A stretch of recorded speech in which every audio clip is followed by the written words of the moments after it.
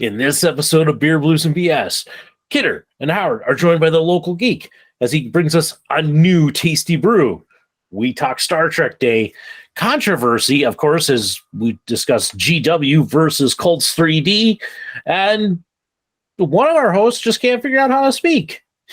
You're in a good place. Welcome to Beer, Blues, and BS.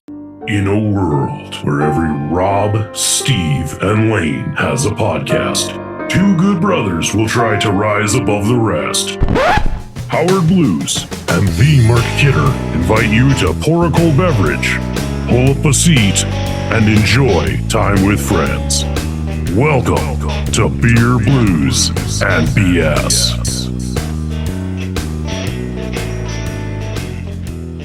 Good evening, ladies and gentlemen, and welcome to Beer, Blues, and BS. The podcast that where when one host makes a social media post, the other host goes in and makes it better. Yep, I'm your host, Howard Blues, here, as always, with my co-host, the man, the myth, the legend, the Mark Kidder. Kidder, how you doing tonight? Howard Blues. How am I doing? Well, I don't know. I'm here. And there's nothing like being here on a Friday night with some alcohol and nowhere to go. Just take that in. Just and that's your moment of zen. Howdy Blues, how you doing? Kidder, it's been a week. I said it. Tell you, people are going to get upset. Money on it. Hey, people are going to get upset if I don't say it. It's just how it goes now. It's a catchphrase. I mean, I've had in the last week, Kidder, 2 days where I've worked 16-hour days, including being on the road. So that's fun. And it's been a lot to try to keep up with everything else going on. Most people think that when we hit September that, everything at the State Historical Society dies down and it gets quiet. You're past Labor Day. The season's over. No, our busiest time is like the first half of September. And you just don't wear white. Because it's after Labor Day. Beer, Blues, and BS has hit a new low. Kidder making fashion jokes. Boy, this could be an interesting show, Kidder. It's probably a good thing that we are not alone. We have a guest joining us. I can understand, Kidder, if you're not overly excited because you've been lucky. You've got to be on the show with this guest a couple of times while I've been out. So, hey, it's the first time that I have gotten to talk to this guy in a while, but it is the return of everybody's favorite, the Triple H. Ugh. The Triple B Blue. I haven't even started drinking yet. I was going to do some editing. Yeah. No, he's leaving this in.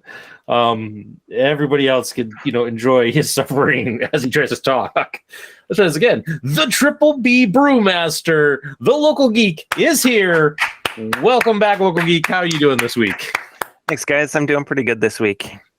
I'm also really hoping you make the It's Been a Week pint glass because I think that'll be really fitting to pour some beer into.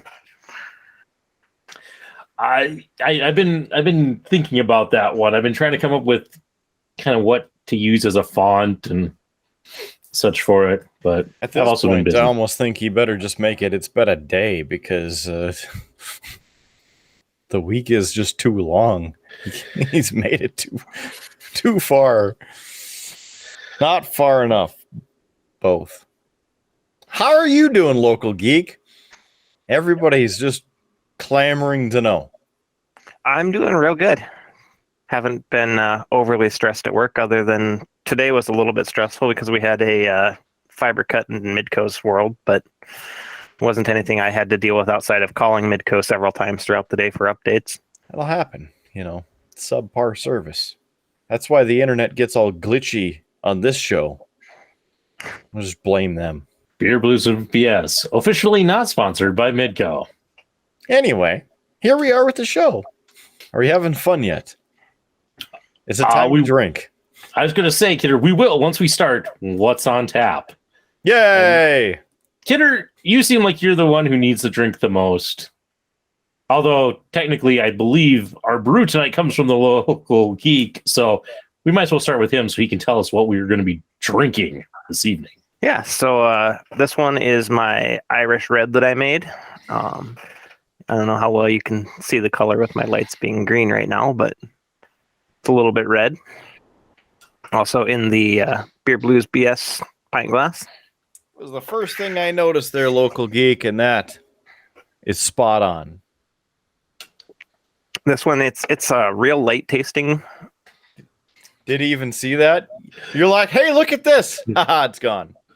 Yeah, he'll see it. He'll see it. You know, at some point, I'll drink and I'll lift it up. Some people's kids. I don't know, man. But this one's the first one that I put into a keg. Oh, Kidder's trying to show his glass. Well, I mean, I could. It's, you've seen it before. But it needs being shown again. Because this beer is the first time that this has been in that glass. Right. I'll put this one away for later. So yeah, this one is the first one that I've put in a keg and served out of a keg. So I'm hoping that the bottles I gave you guys stayed decently carbonated. I think so. I mean, there's a little head, and it didn't explode, so it's kind of a win-win. I was about to say, I'm not wearing it, so, that's a success.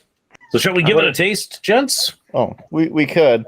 I was wondering if Local Geek had some other thoughts on it, but he can mull on that while we take a sip. So cheers to everybody on a triple B.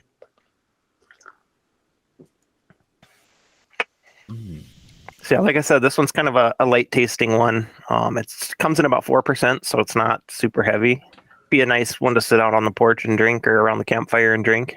Yeah, I like it. It's not too heavy at all. Yeah, my first impression when I tried it, the first time I was actually not happy with it at all, but it's grown on me a little bit over several tastings. I laugh because there's nothing like having a beer that the brewmaster is not happy with. Like, damn it. I just wasted a month of my life. No, if I had one that I wasn't happy with, I'd still share it with you guys just for some content for the show. He'd probably also name it after us. Hey, it's the official Triple B brew. It sucks, just like the show. I could name it the Triple B of Doom. Yeah, since apparently Shiner Holiday Ale is already taken. Kidder, I was up at Cashwise today, and you know what? I forgot to pick you up that Black O-Lantern. I'm sorry.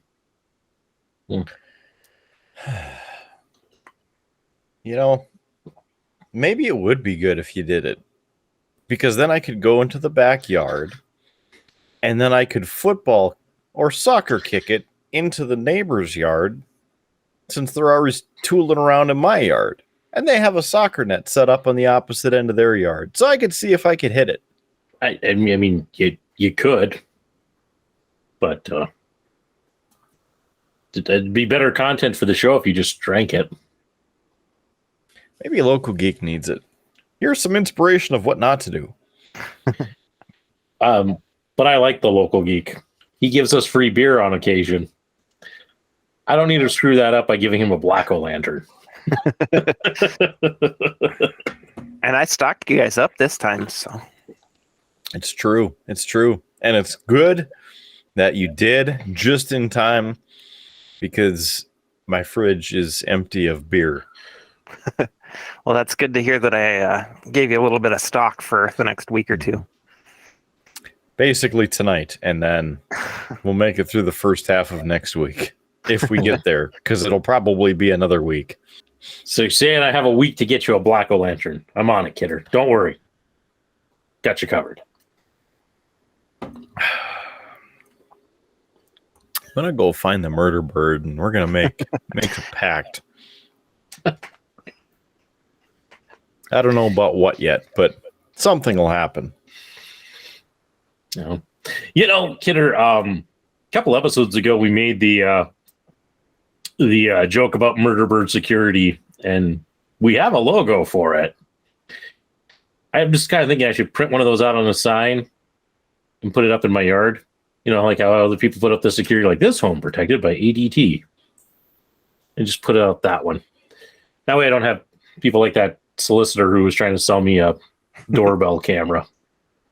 It's like, no, I'm protected by these guys. Who's that? They're good. Expensive, but good. Could do it. Make it happen. We could. We have the technology. We have the ability. But do we have the time? Because apparently it's been a week. You want to know how much of a week it's been, Kidder? Oh, you know what? About 7 days. I realize I don't have my phone on me and I need it for something. So you guys talk amongst yourselves. I'll be right back. It'll be worth it. I promise. It'll make you feel a whole lot better about your week. So I'll be back. Promise. I was just seeing if he actually left or not. I thought you were going to try to just make it stay in his focus. I thought about that. But then at the same time, comedic relief, right? Right. I could just screen record him, and then I have the return. True.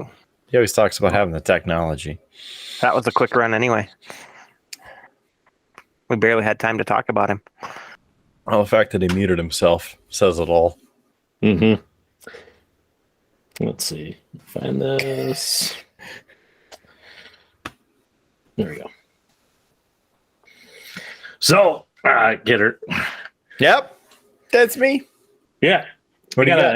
I got a good one.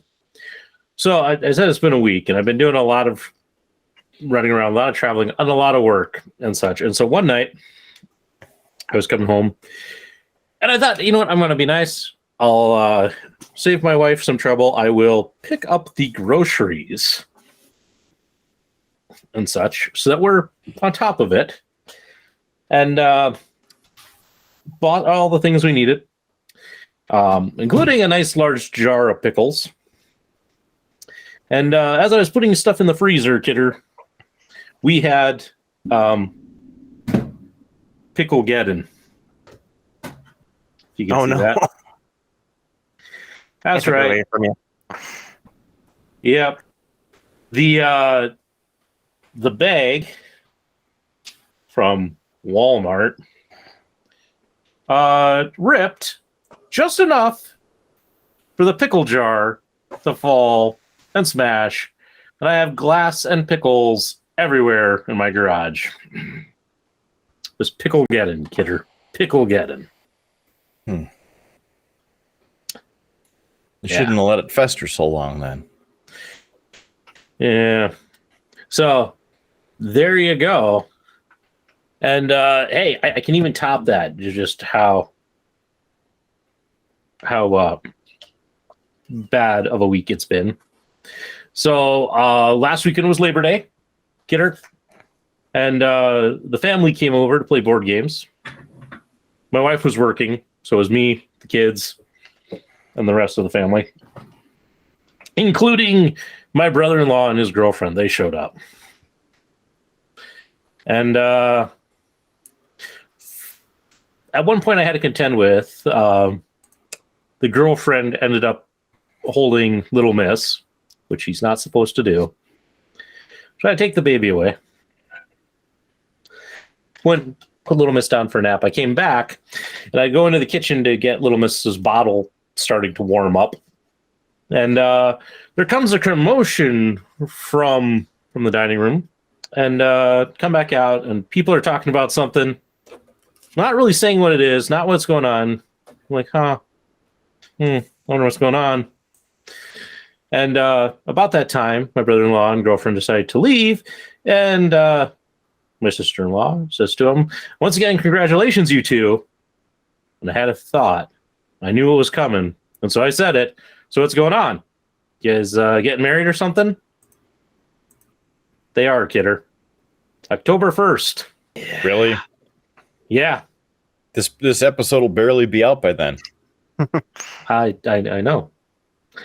So they had to tell me. Part of the reason I didn't hear it when I was in the kitchen, which is not that far from my dining room, because apparently he said it. She viewed this as cute, but I think it says something else. But the way that he told everybody was, hey, all of you should keep October the 1st open and available because we're getting married. Let everybody just read into that announcement and draw your own conclusions about. Well, we remember what happened the first time, so there's a potential that it happened again. I was pretty tempted at one point. She did say as they were leaving, guess you're all stuck with me. And I kind of wanted to say, didn't you learn how his first marriage went? We're not necessarily stuck with you. And I know this seems like me being kind of but I think most people who listen to the show know I don't care for her. So that's why I say it's been a week, kidder. So, what really kind of ticks me off about it, kidder, October 1st, which I've known about now for like quite a bit longer. That's when we're doing Fern's funeral. Well, hey, so you don't have to go to a wedding. Yeah, but if I don't go to the wedding, then there's shit. I would choose the funeral because you can't choose family. You can, however, choose people that actually matter in your life and care about you. Kidder's going surprisingly deep on this topic. Well, I mean, you started it, so I might as well finish the damn thing. Yeah, well, I hinted at this one, Kidder, when we were recording wrestling reviews, that I had some news that probably would offend somebody. So, if my brother-in-law and his future wife ever do listen to this, yeah, they won't listen to this. It's not about them. I mean, this topic might be about them, so they might actually see it. However, I have to say that our coverage regarding CM Punk and the press conference after All Out kind of sums up in certain parts exactly what this subject is leading on in many ways. Wouldn't you agree? I mean, just take a clip out of it. Just take a clip. It doesn't matter what clip it is. It could even be the part where he's talking about where the Danishes came from. It'll fit. There's a lot of F-bombs, a lot of other swear words, calling other people out, telling the truth, those sorts of things. That's basically what this is. Speaking of the CM Punk scandal, Kidder, I'm sure you've heard that it's been pretty widely reported that Punk threw the first punch, and that Punk, Kenny Omega, and the Young Bucks have all been stripped of their titles. Mm-hmm.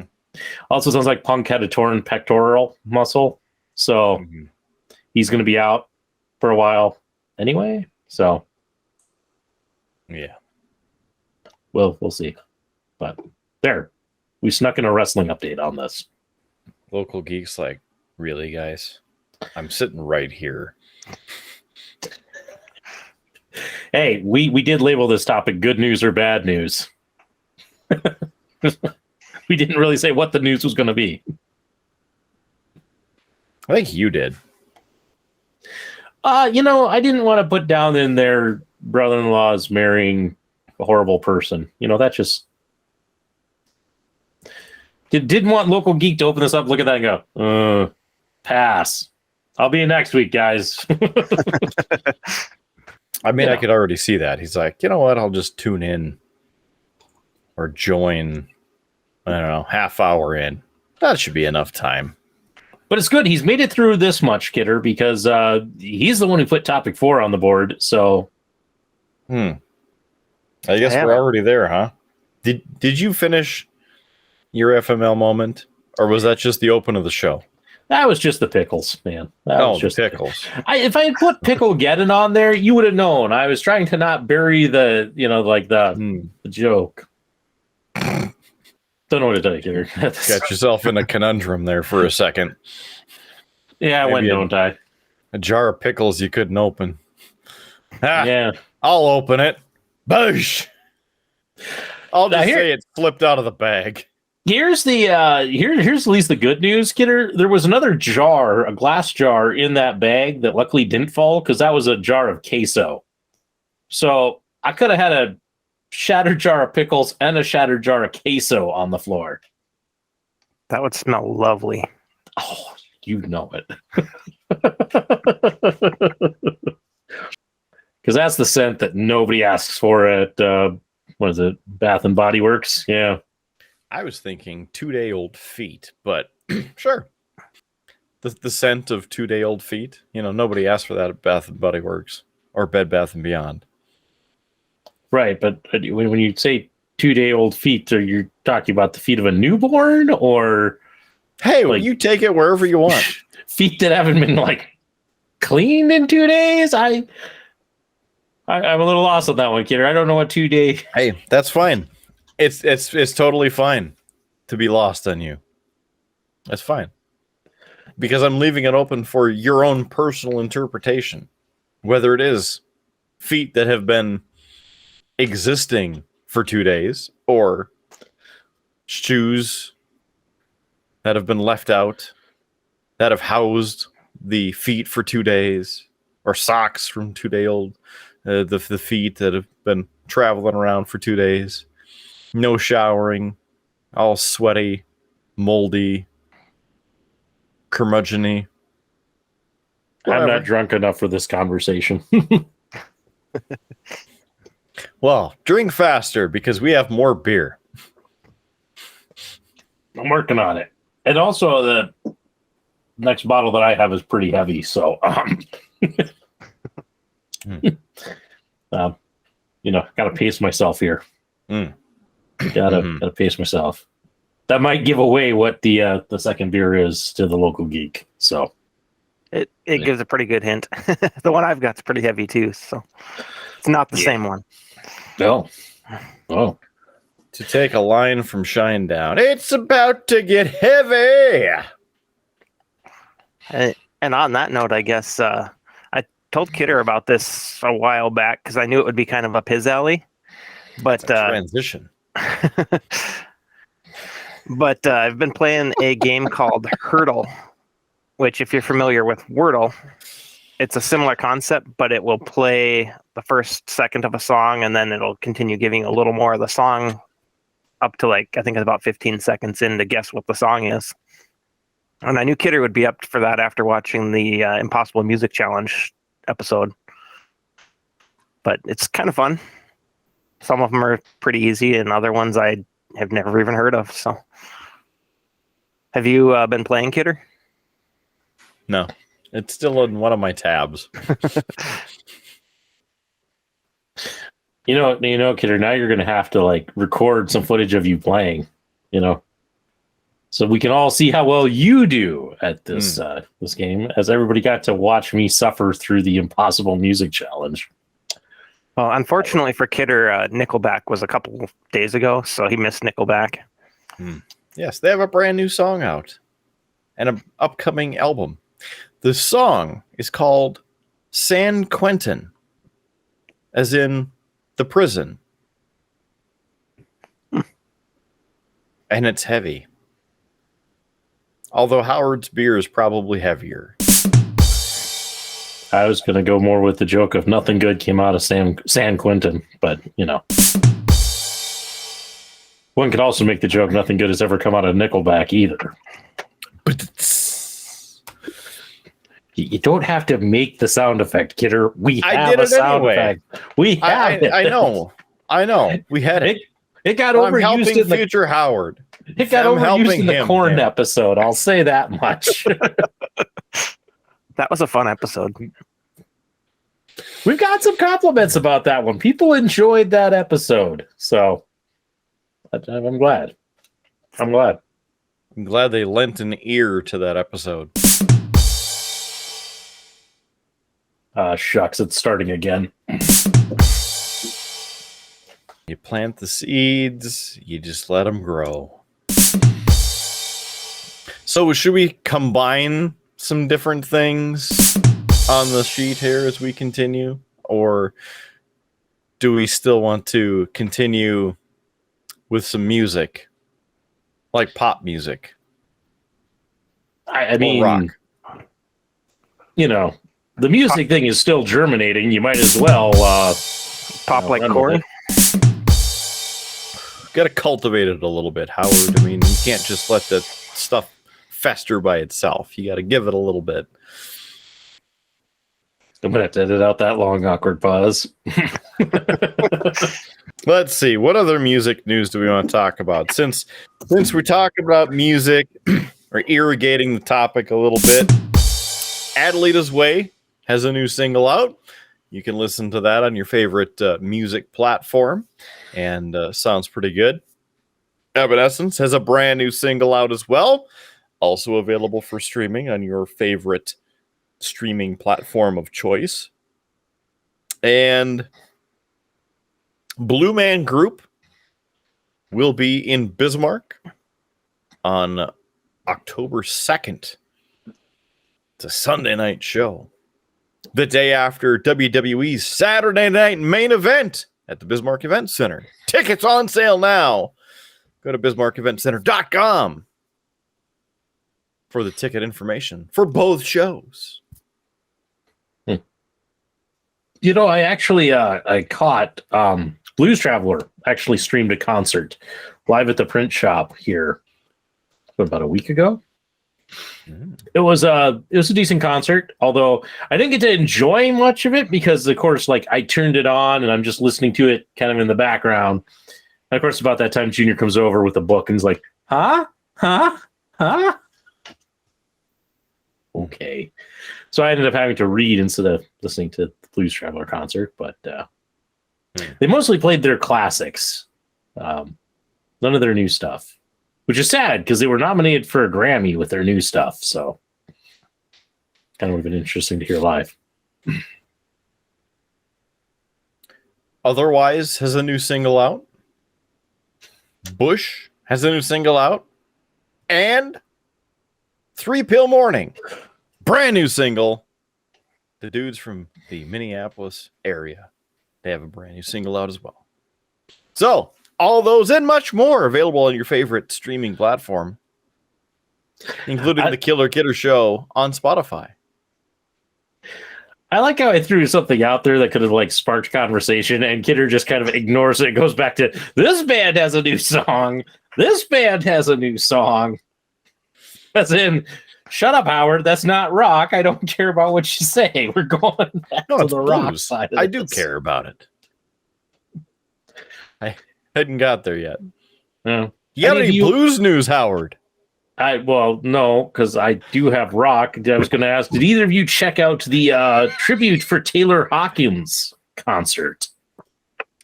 Heard a little bit about it, including Lars Ulrich on the drums, Taylor Hawkins' son on the drums playing, and a certain thing I'm guessing that you might be referring to involving a certain lead singer of a certain AC/DC band. Well, I don't know exactly what you're throwing out, but yes, Brian Johnson did do a song with Lars Ulrich. Yes. He did Back in Black.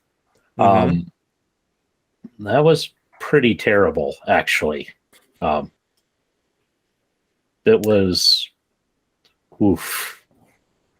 Not Lars was fine, but like, you ever hear, Kidder, like an artist, like you've heard their their song on the CD, but then you hear it live and it's like they've changed like their timing or their tempo to it a little bit, so it's not quite as crisp and clean as on the CD. About 70% of the concerts I've ever been to. Yeah. That's kind of what this was. But it just like, it was really kind of off on that one.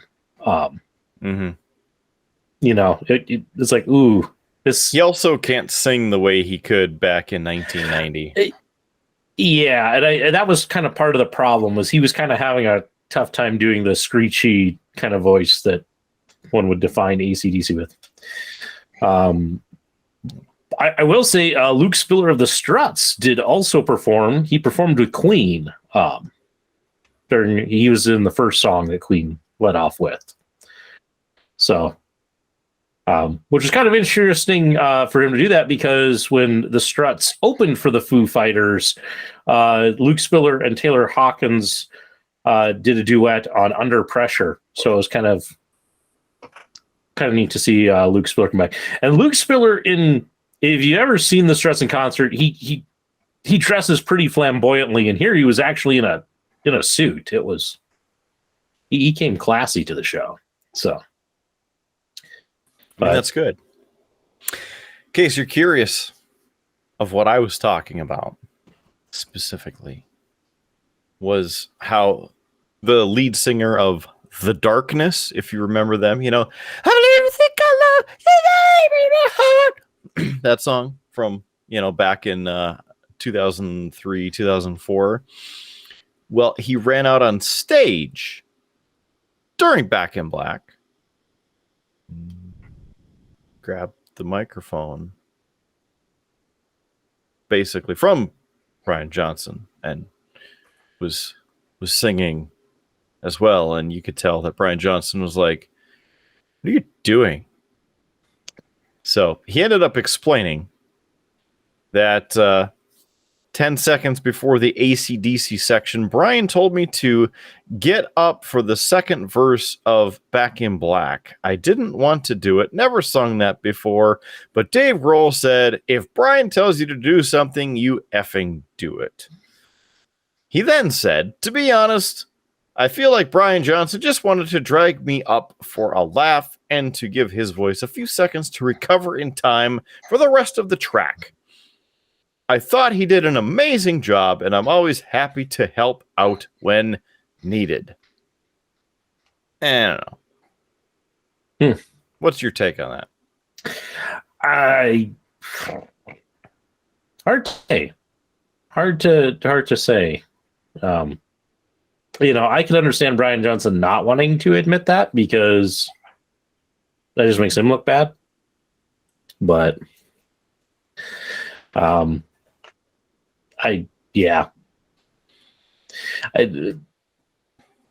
would almost guess that Justin Hawkins is correct in his take on that.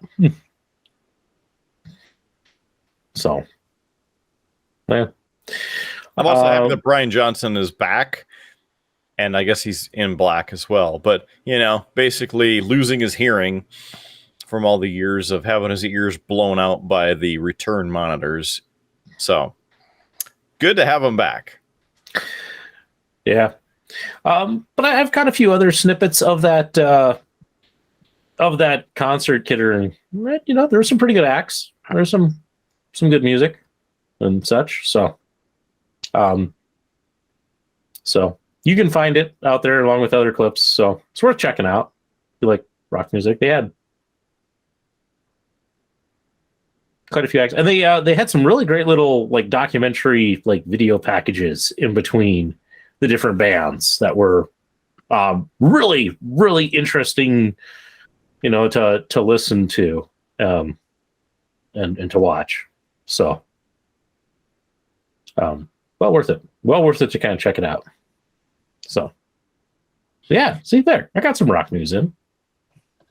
The funny thing is, I'm looking at it right now as they're awkwardly duetting, and there's a production assistant right at the front by the monitors with an extra microphone trying to hand it over, and they don't even acknowledge it.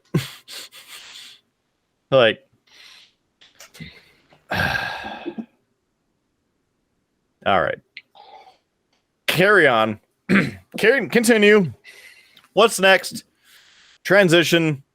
Is it time to drink again? I'm out. Me too. I'm doing pretty well, guys. I'm doing pretty well. Yeah,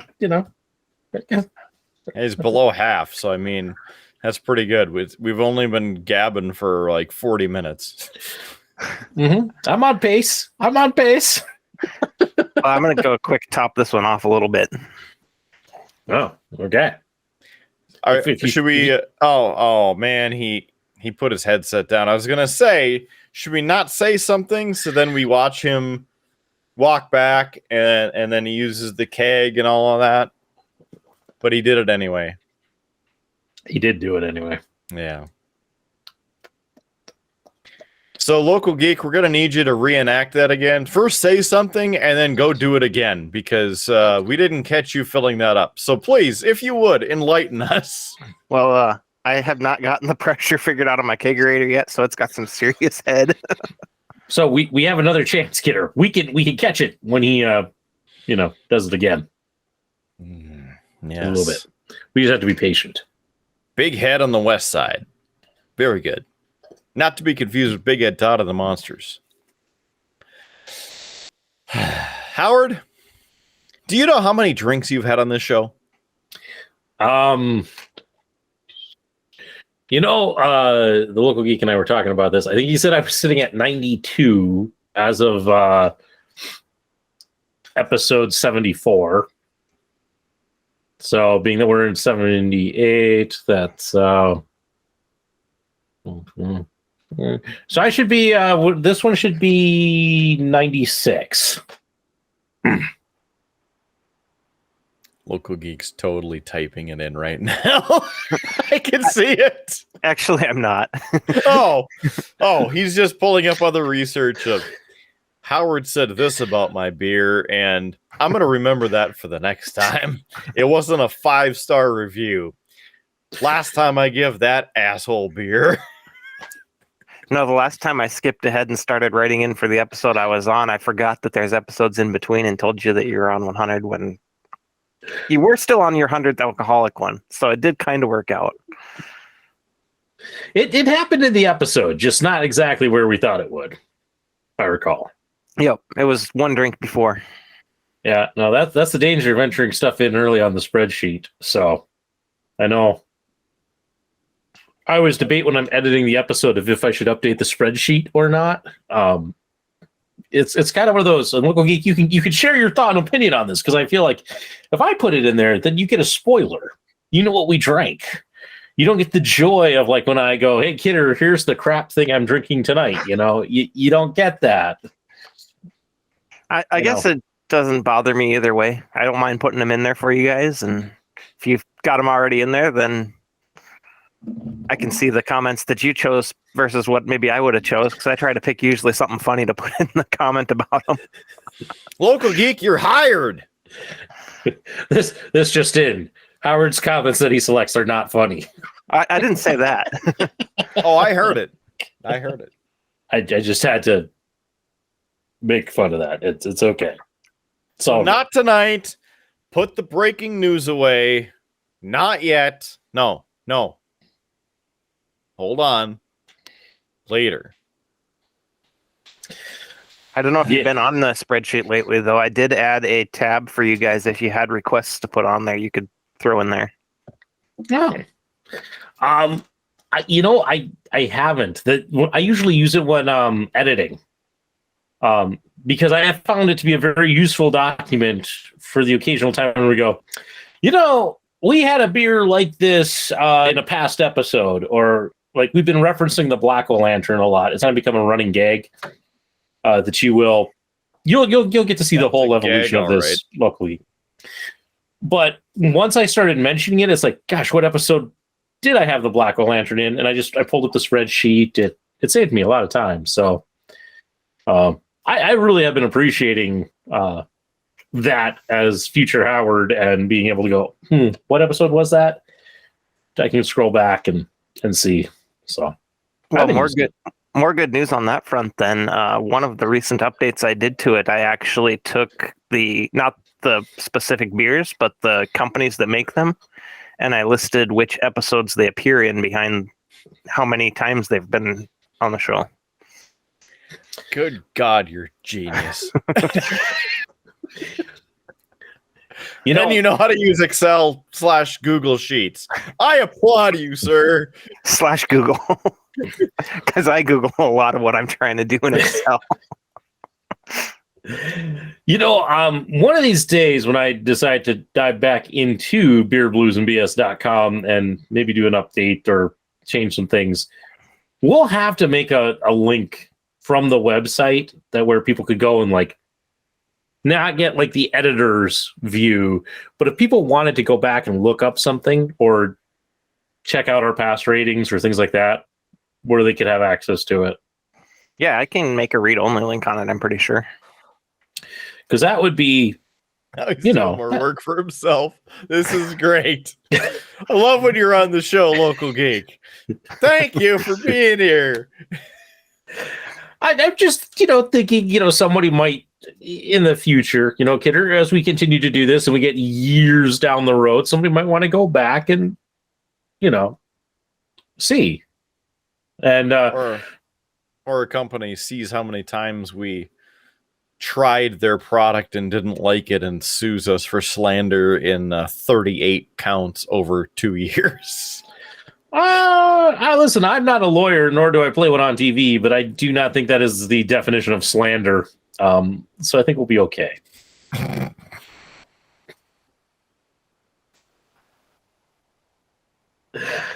There you go. Broke Kidder. We're broke yourself. Man, finish your damn drink so we can do this again. I'm thirsty. And my brain doesn't work well enough for this right now. Like, stop talking.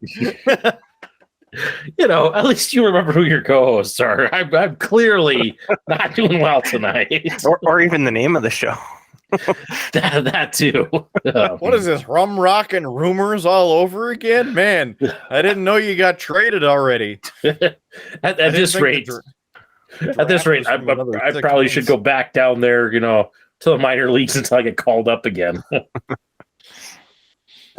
We wish you well in your future endeavors. It's going to be on the front page of beerbluesbs.com. Howard Blues has been released. Triple B Incorporated wishes Howard Blues well in his future endeavors. Probably be followed up with future Howard retained for because he's actually valuable. He's like corn. We'll see him again. I'm almost done. So by the time you guys talk about your beers, I should be good. Okay, so courtesy of the Local Geek, it's a big one. Look at this sumbitch. This sucker is huge.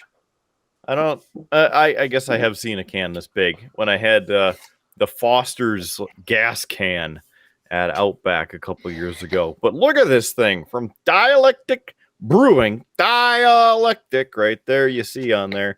And he even put my name on it. You see that, Howard? That's service. And it helps you remember who the hell I am. So the brewing company, it's a 1 whole pint. That's, of course, 750 milliliters. It's over a pint. Wow, Local Geek, you really just given me everything here. 1 pint plus 9.4 fluid ounces. Look at that. Or I think it's 750 milliliters. Yes, total of 750 milliliters, but nobody cares how many milliliters it is. What is this? England? I was just comparing it to like a standard liquor bottle. Oh, so I'm drinking a whole liquor bottle here. Sweet. Dig it. This apparently is what would you say? The Rhythm Rug Woodruff? Is that correct? Yes. So the Rhythm Rug is their Berliner Weiss sour, and Woodruff is one of their flavoring options. It's a sweet herb of some sort. I'm not super familiar with it, but it is very delicious. Oh boy. So it's giving me herbs here. It's a syrup that they put into it, and it kind of balances out that sourness. Syrups. I see that there's a giant hop on this side. Is that anything saying what this is going to be here? I mean, it's like a sour, but then they throw a bunch of hops in there. No, they just have their one standard label that they put out for all their beers, and then they handwrite on them. So, I see. So did you handwrite this, or did they? I wrote the kidder on it. The rest they wrote. Okay. I appreciate the personalization, Local Geek. I'm trying to get this, info. Well, look at that. It's sideways and it's in focus. The Dialectic Brewing Company information, 416 West Main Street in Mandan, North Dakota, the gateway to the West. They're also on Facebook, Instagram, and Please Recycle. They're independently owned, and this was packaged on 9/6, was just 3 whole days ago. So I'm going to put this can, because there's still more in here.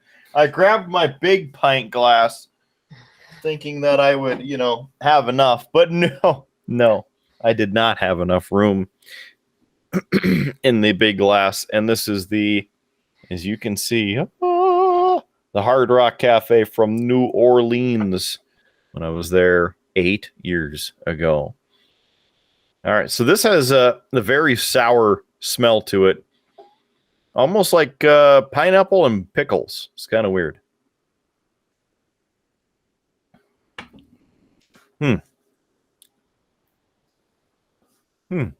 That is a sour. It is. Yes, it is. I'm not sure how balanced the syrup got into it, because it's something they manually add into the pour, so it's never the same amount. It's not just right in the keg with it. But it's one of my favorites if it's got a good balance of the syrup in it. Well, it's I also wouldn't know the difference. Also, due to that syrup being in it, I had one of those in my fridge for a couple of months, and that syrup ended up causing the beer to continue to ferment in the crowler, and it exploded in my fridge. So I sent a picture of that to you guys, so if you want to post that up on the video when it goes live. Oh, it's already been done. It's already been done. You have to use your imagination right now, but it's actually on the screen. Mm-hmm. Thanks, Future Howard. Future Howard doesn't get enough thanks. He really doesn't. What's kind of sad is that Future Howard is more well-liked than present Howard. I'm just going to say that. Do you even know who Future Howard is? That's the, I think, real question here. I don't at the moment, but, next week sometime I will. You may come to meet him eventually. Eventually. Yeah. This is not the podcast you're looking for. Yeah. Or like this isn't the current, state of time of Howard that you were looking for, but that joke was smoother in my head. I've been drinking. I don't think the alcohol is really affecting that.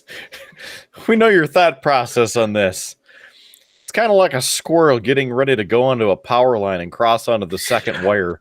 It's I mean, that's a pretty good analogy. I think a lot of it has to do with the complete and total lack of sleep I've been getting lately. I've been averaging like 4.5, 5 hours a night, like a week.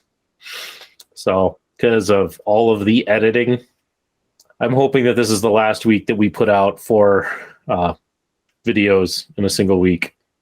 That was a lot. So, but Local Geek, are you changing up the beverage, or are you just having more of the first one? I do have a new beverage. I have a Victory Brewing Company's Berry Monkey. It's a fruited sour triple at 9.5% alcohol by volume. This was given to me from a friend who lives in Vermont. I asked him to bring me some local beers up there, and he's not a big beer drinker, so he went to the liquor store and asked for some suggestions, and this is what they recommended. It's actually from Pennsylvania, so he was a little upset about that, but it's still the right area of the country at least, and it's definitely something we can't get around here. Downingtown, Pennsylvania is where they're out of. It says a sour berry twist, perfectly fruity sour triple ale loaded with raspberries that add just the right balance of sweetness and tang with a smooth finish. It's undeniably very good. There we go with the puns again. It's a malt pilsner and it uses Tettnang hops. And that's about what we've got on the can here. So we'll get it cracked open and pour it in my glass and give her a go. This one's also going to be foamy on me, apparently. So there we go. You can kind of see the color there. It's got a nice kind of golden color to it. I'm going to let that head settle down before I try it, though. I was trying to pull up some stats because he said Vermont, and I kind of want to think. There's only a couple of states that we have never had listeners from, and I can't remember if it's Vermont or New Hampshire. So I'm pulling up. I'm diving in, doing a quick dive to see if I'm correct. Hey, Kidder, you remember how I told you on the 6th we had like 82 downloads of the podcast? Sure. And how that was kind of crazy? Yeah. Yeah. Well, on the 7th, we had another 35 downloaded. And then on Thursday, we had another 56 downloaded. Like, we've had 221 downloads this month. It's interesting. Geek, did you create all those faux accounts and you're helping us get our numbers up? You got all No, I haven't gotten there yet. No. Haven't gotten around to it yet. Well, it's good to know that it's not, AI. And if Vermont is your missing state, my friend plans to tune into this episode for sure when it goes live. So that'll hopefully pick you that one up. Well, that's good, because here are the states. Here are the states that currently are not enjoying Beer Blues and BS. Hawaii, New Mexico, Wyoming, Montana, Missouri, Arkansas, West Virginia, Vermont, and Delaware. Otherwise, we have had listeners in all of the other states.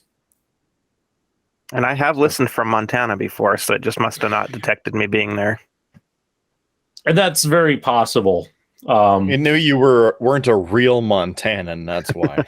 Yep. Count. The top 5 states that listen to Beer Blues and BS are North Dakota, California, South Dakota, Pennsylvania, and Connecticut. So, if you're from one of those states, welcome. Thanks for joining us. And if you know somebody from any of those other states, you should share the page, the YouTube video, the website, get them going. They can listen or watch or both. Subscribe to the show. Sharing is caring, just like the local geek, sharing tasty beers with your good brothers. Maybe we could fill in the 50 states, maybe get Canada rolling. Mexico, Yeah. Another good goal for the show would be to get a beer from all 50 states featured. That would be pretty awesome. Top 5 countries, since we're on this, are the United States, France, Germany, Canada, and the United Kingdom. So, way to go, UK. Yeah. Kidder, you mentioned Canada, and we really haven't taken off that well in Canada. The top 5 Canadian provinces that are listening to us are Ontario, New Brunswick, British Columbia, which is why I said British, Quebec, and Alberta. We've had some listeners from Australia, nobody from Sweden, and nobody from Germany. No, a couple of people from Germany.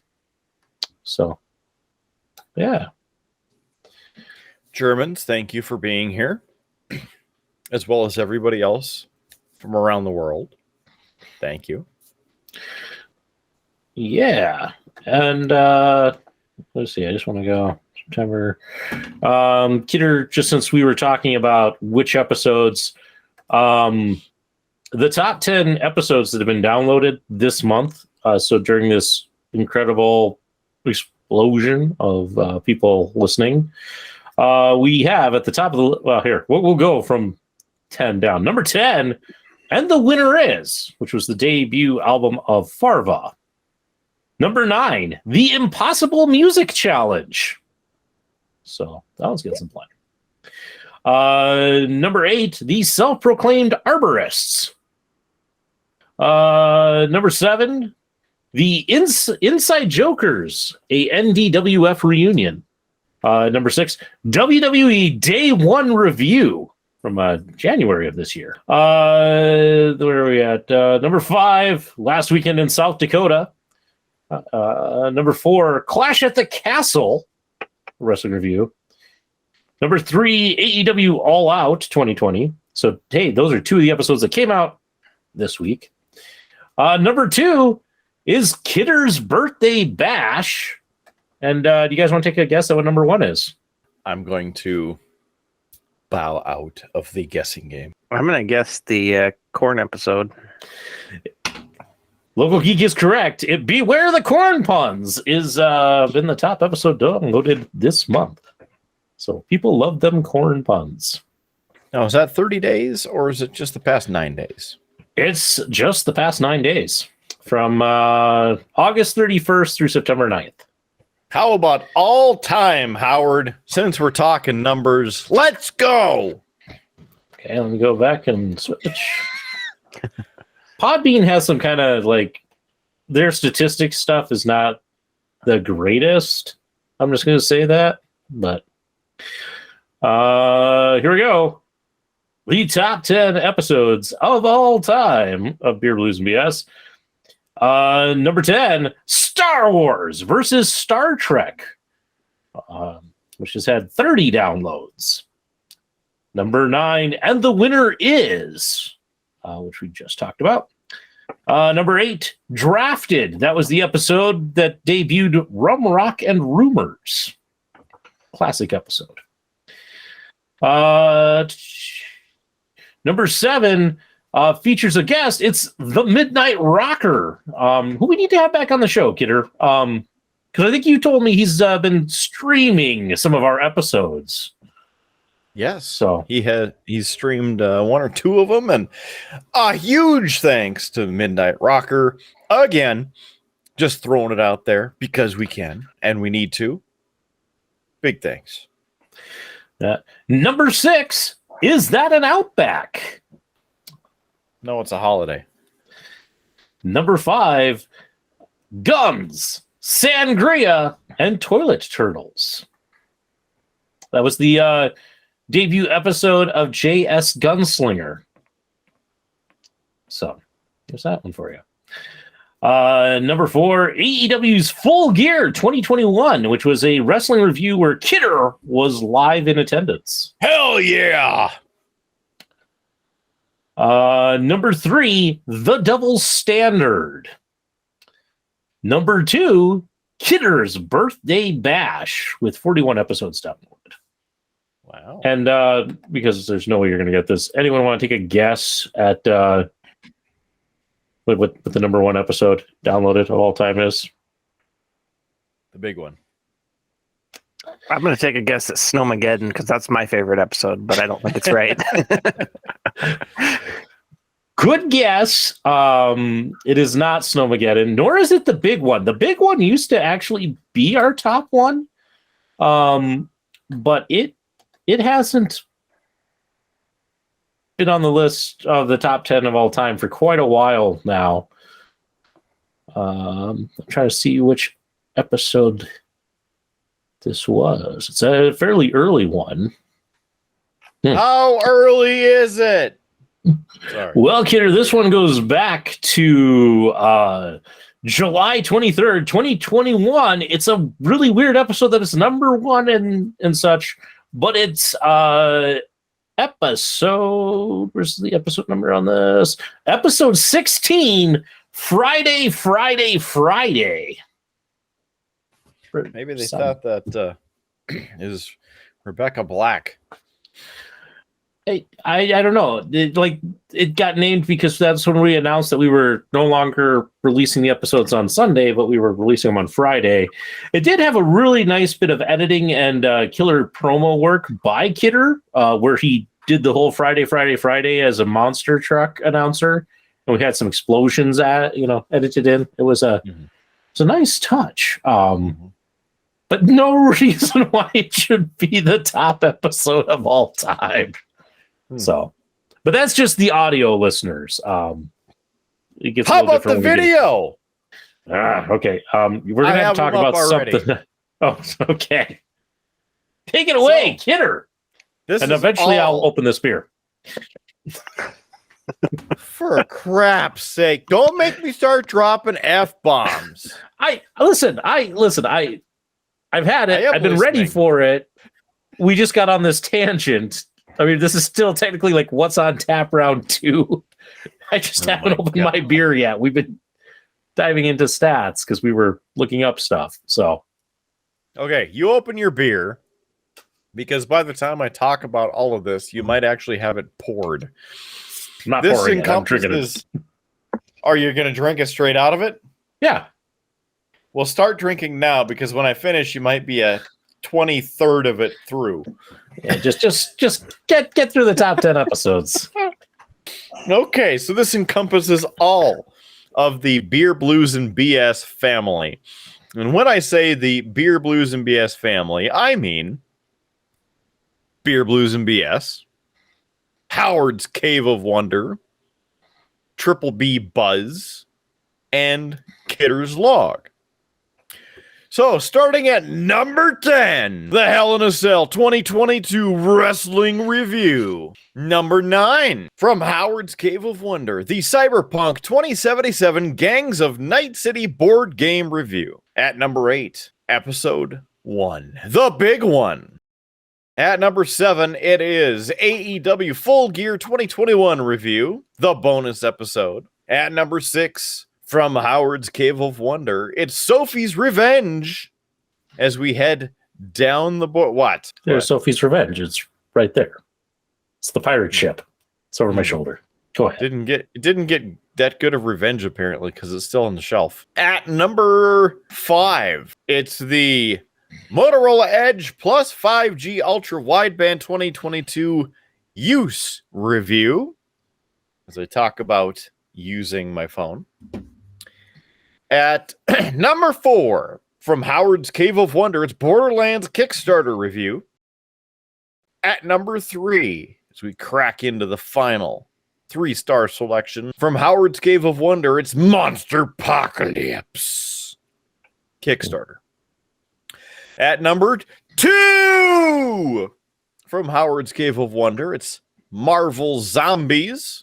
And the number 1 star selection on the most viewed Triple B episodes, it's the Motorola Edge 5G Ultra Wideband 2022 Spec Review.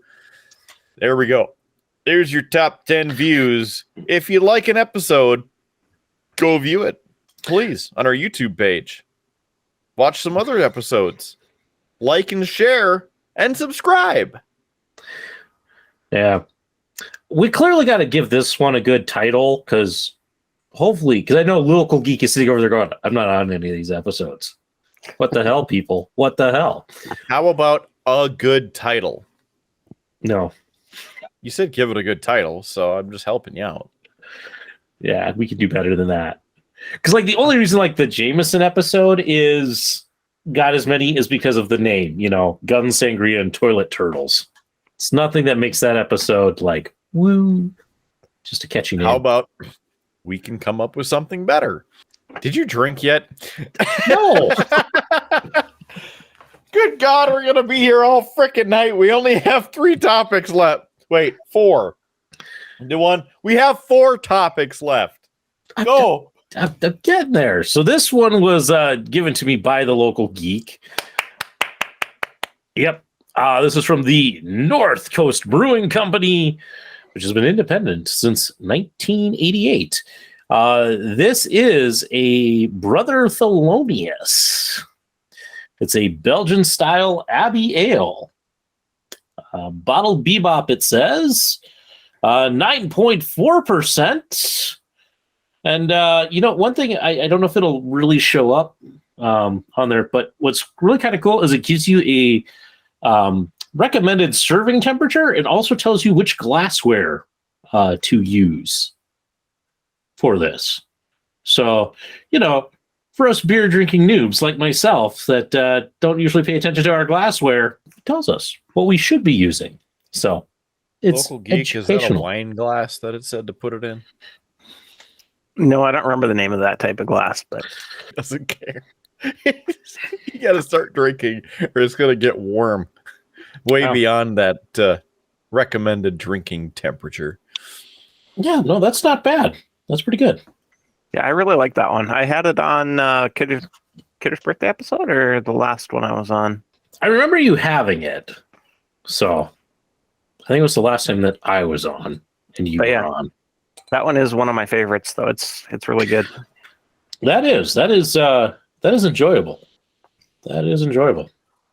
Much like the music of the great Thelonious Monk. So, yeah.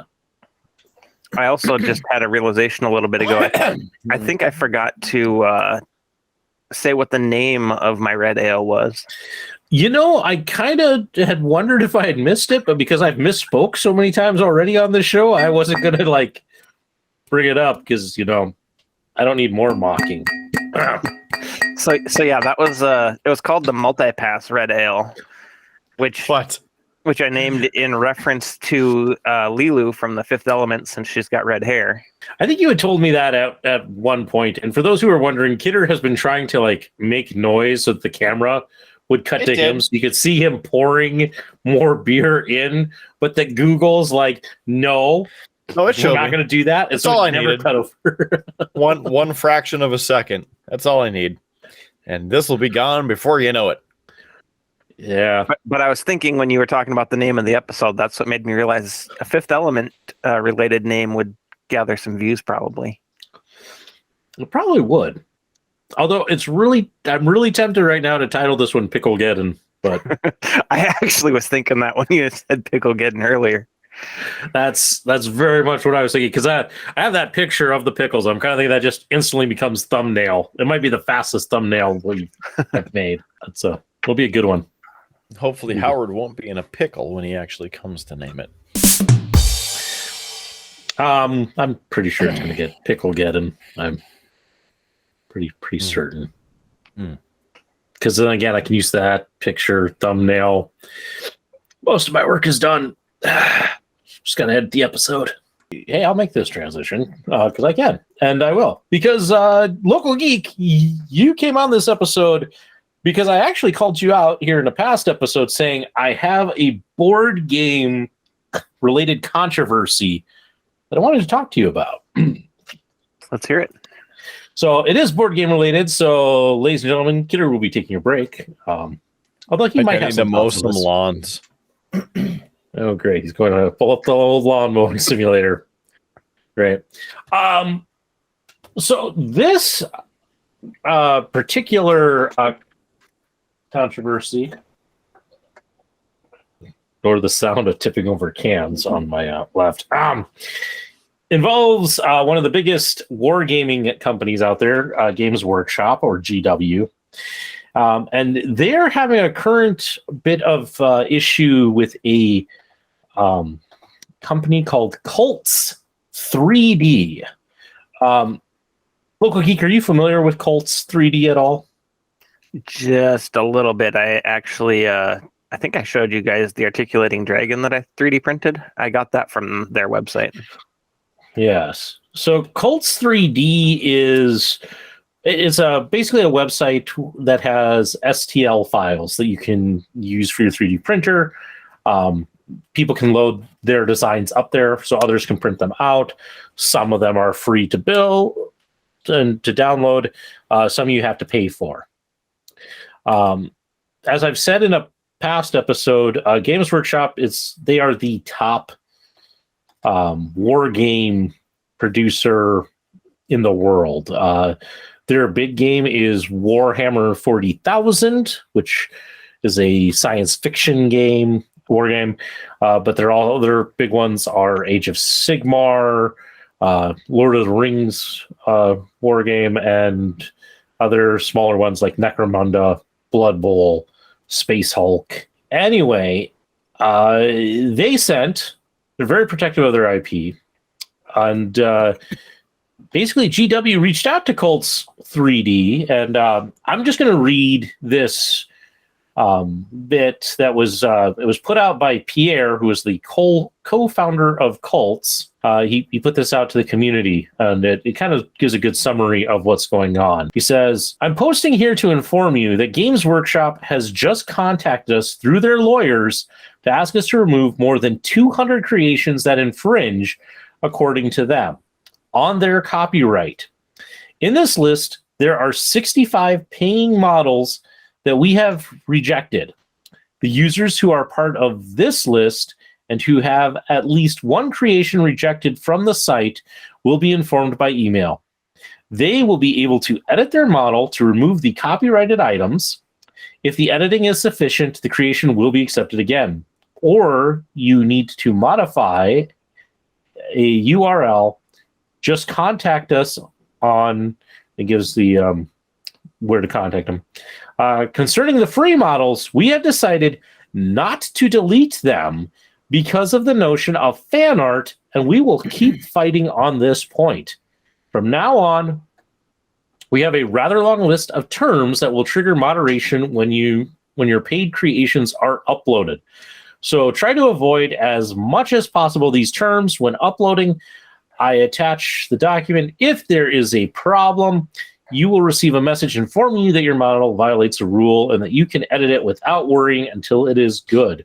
We prefer to be perfectly transparent with you about Games Workshop's requests because we are convinced that it is by working together, creators, platforms, and brands, that we will make cool things happen. Basically, they got a request from Games Workshop telling them to remove about 200 miniatures and designs that were up because GW believed that they infringed on copyright. And Colts said, okay, the 65 of these that are paid, that people will have to pay to get, we'll get rid of those. Although if you edit them, we'll let them come back. But if it was free, then it got to stay in, which is kind of them giving the finger to GW and saying, no, we're not going to be bullied by this. I'll touch on a few other things, but Local Geek, what are your thoughts on this? Because I know you have a 3D printer. I know you've printed things off. Where do you stand on some of this kind of copyright versus people just printing off cool things or making cool things for people to print? I can kind of see both sides of the coin on it. Like, Cult's saying with the free ones, they're going to stand behind keeping those up because they're fan art. They're not exact rip-offs. They're something somebody else created. But I can also see the concept of the ones that were paid for or that are being charged for, those would fall more under a copyright law because somebody's paying you for something that you basically copied off of somebody else. Yeah, and that's kind of where I'm with it. What makes this kind of fun is, or at least has been interesting to follow, is it hasn't been easy to get the list. Apparently GW has provided a list of terms. It's like 200 some item. That's a long list, actually, I believe, that they were given of, hey, this is the stuff that if you have it in your description, in your title or things like that, we're not going to be able to put it up. A part of this stems from the last time that GW was basically defending its copyright. It was back in 2008 as hey, guess what? We're getting some gaming history with Howard.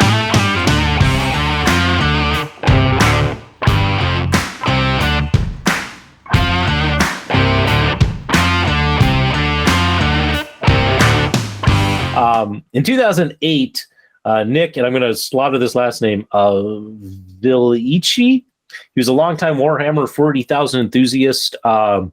He began a company called Chapter House Studios, or just Chapter House. It was run out of his home located in Texas.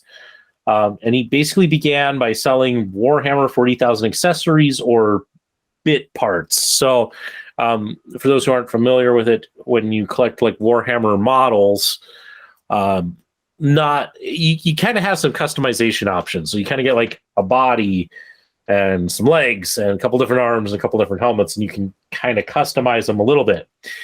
Chapter House was making more bits or pieces that you could use to further customize beyond what was on the basic sprue. These parts were, as I said, kind of they fit in. They were predominantly things like shoulder pads, shields, weapons, and alternative miniature heads. So that's kind of the big thing. They were okay until they began selling their stuff online, and on some other spots. GW would eventually learn about Chapter House's existence, and in 2010, GW sued Chapter House for copyright infringement, trademark infringement, and other related state and federal claims. Some of those claims were dropped. Others were added. In the end, it kind of came down to GW contending that 95 of Chapter House's products infringed on their copyright, and that 110 of its products infringed on GW's protectable trademarks. This was in 2010. Out of the copyright claims, the 160 claims against Chapter House, GW won about a third of those claims. Chapter House won 2/3 of those claims. And the general trademark claims, 9 claims against, there were 9 claims against Chapter House, and Chapter House won all 9, claiming no infringement. On the trademarks, they kind of split. Chapter House won 11, GW won 10. If you're wondering why Chapter House won some of these, it's because GW, with their games, especially Warhammer 40,000, they had stuff that was named very generically. Things that you just really couldn't trademark. Things like the Space Marines. There have been Space Marines in science fiction forever. In fact, to quote Dinosaur and his favorite Space Marine, That do I say it, Kidder? Doom Space Marine.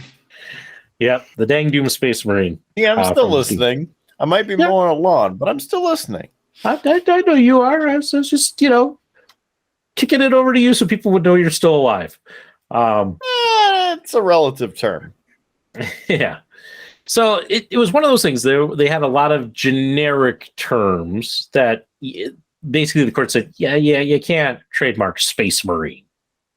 You can't trademark Orc or Elf or things like that. And so GW's solution to this was to put these really long, new, clearly them names. So Space Marines became the Adeptus Mechanicus, fun things like that. And that's how they have kind of gotten to a point where they could protect their stuff, which then leads to this list. So here is a list of some of the words. It's the truncated list that has been shared by Cults 3D of stuff that's no longer, you're no longer allowed to put in your description. Some of them are pretty simple, but you get Games Workshop, Warhammer, Sigmar, 40,000 or 40K, Adeptus, Necrons, Tau, Idaneth, Kane, Kadrin, Lumineth, Seraphon, Sylvaneth, Korn, Zinch, Slanesh, Megakin, Skaven, Nighthaunt, Osira, Mog Tribes, Gloomspite, Behemoth, Necromunda, Imperialis, Ultramarines, and XV-107. So put any of those things on there. Osira is the name of the villain in the last season of Star Trek Discovery.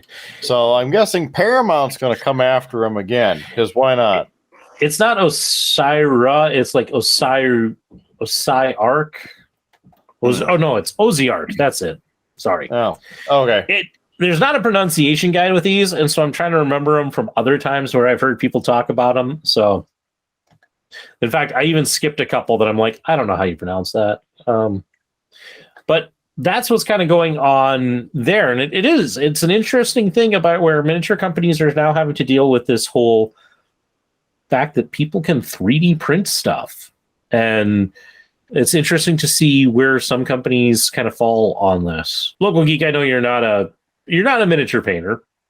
At least if you are, you have never told me that you are. I'm not. My brother-in-law actually is, though. I don't know if you've ever talked to him about the whole like 3D printing versus purchasing from a company that makes stuff and things like that. I haven't talked to him much about it. He did actually pick up a resin printer about a year ago, I think now, so that he could print some of his own minis for different thing. I mean, there's one thing, and there are a lot of artists now who are making their own stuff, and some of them are very cool, and most of them have Patreons that you can find and support. I'm sure that there are people who are being nefarious and, printing out whole Adeptus Mechanicus armies and things like that.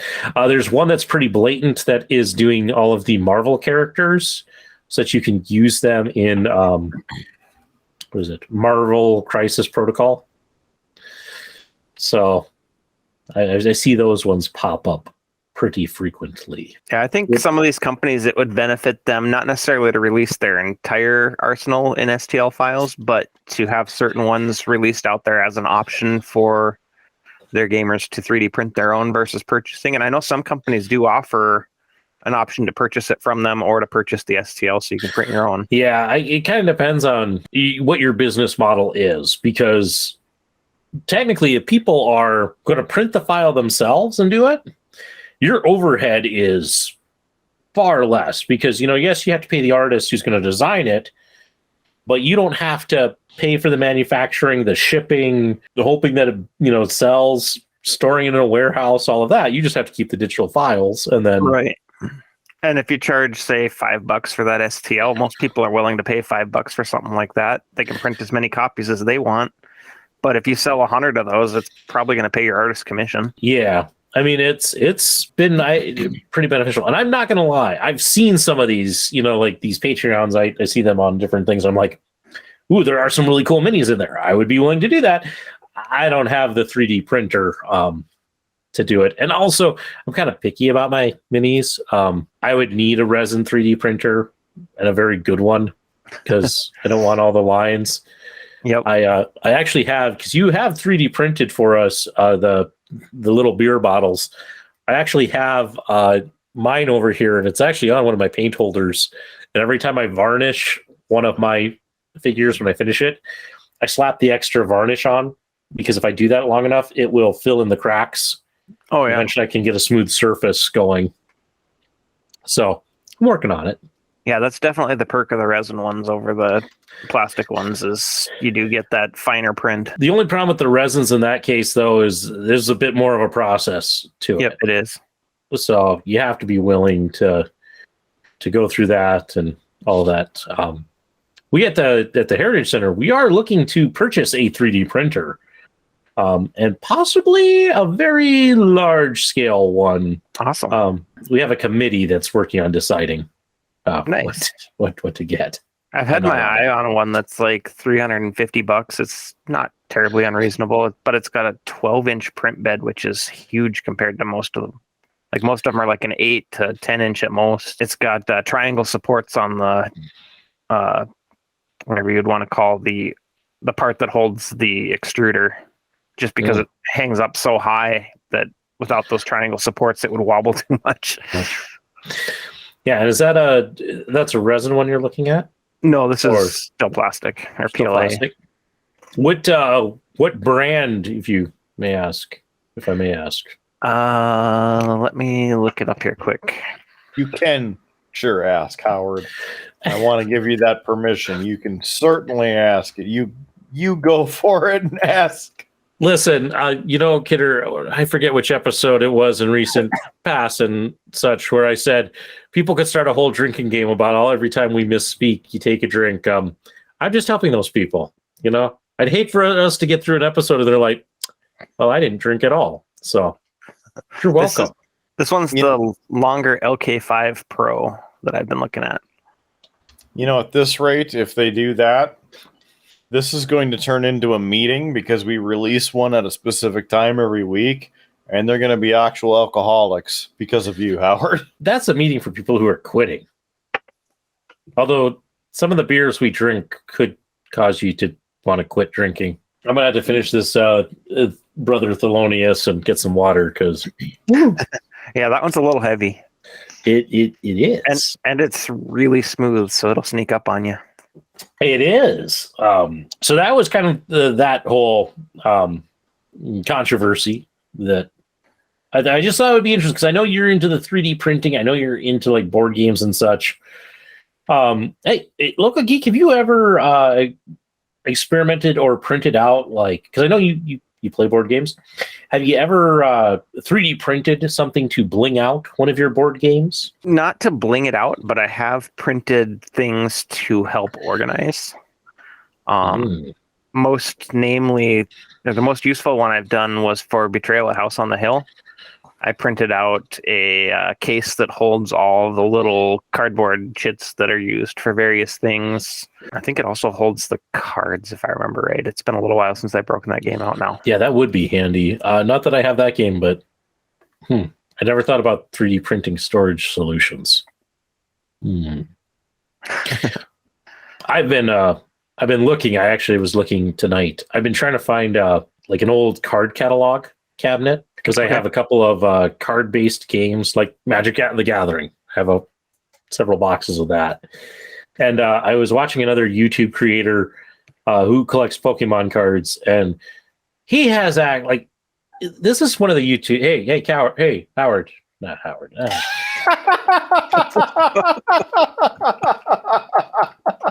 Hey, you coward!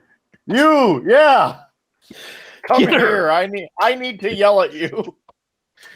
Kidder. Yep, that's me. Hi. Do you want a hot take? I think it's already hot, but you do another one. You go for it.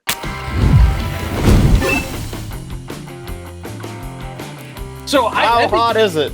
That is we'll see. I don't know about you guys, but a lot of the times in my hobby stuff, I find YouTube like tutorial videos, and you go to watch them, and because these are content creators who have been on for so long and have made money doing it, the stuff that they have access to is like, well, shit, I don't have access to that.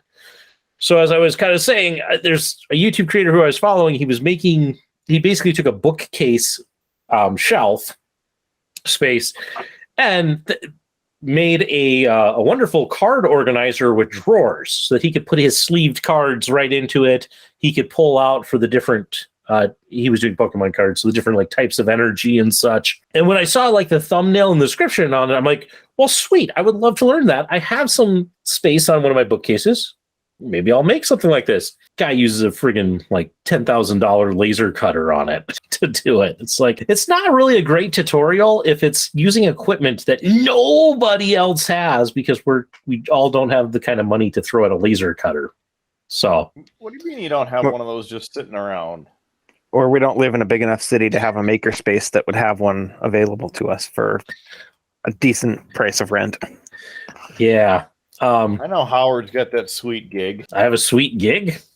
Yeah. Clearly not this show.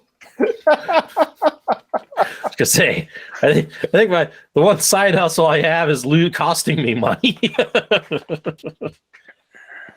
Yeah, but it's one of those, like I saw that, and so I've been looking for like an old like library card catalog that I could kind of repurpose for the same thing and would look cool in the cave and such. But that's the newest thing I want to try and find.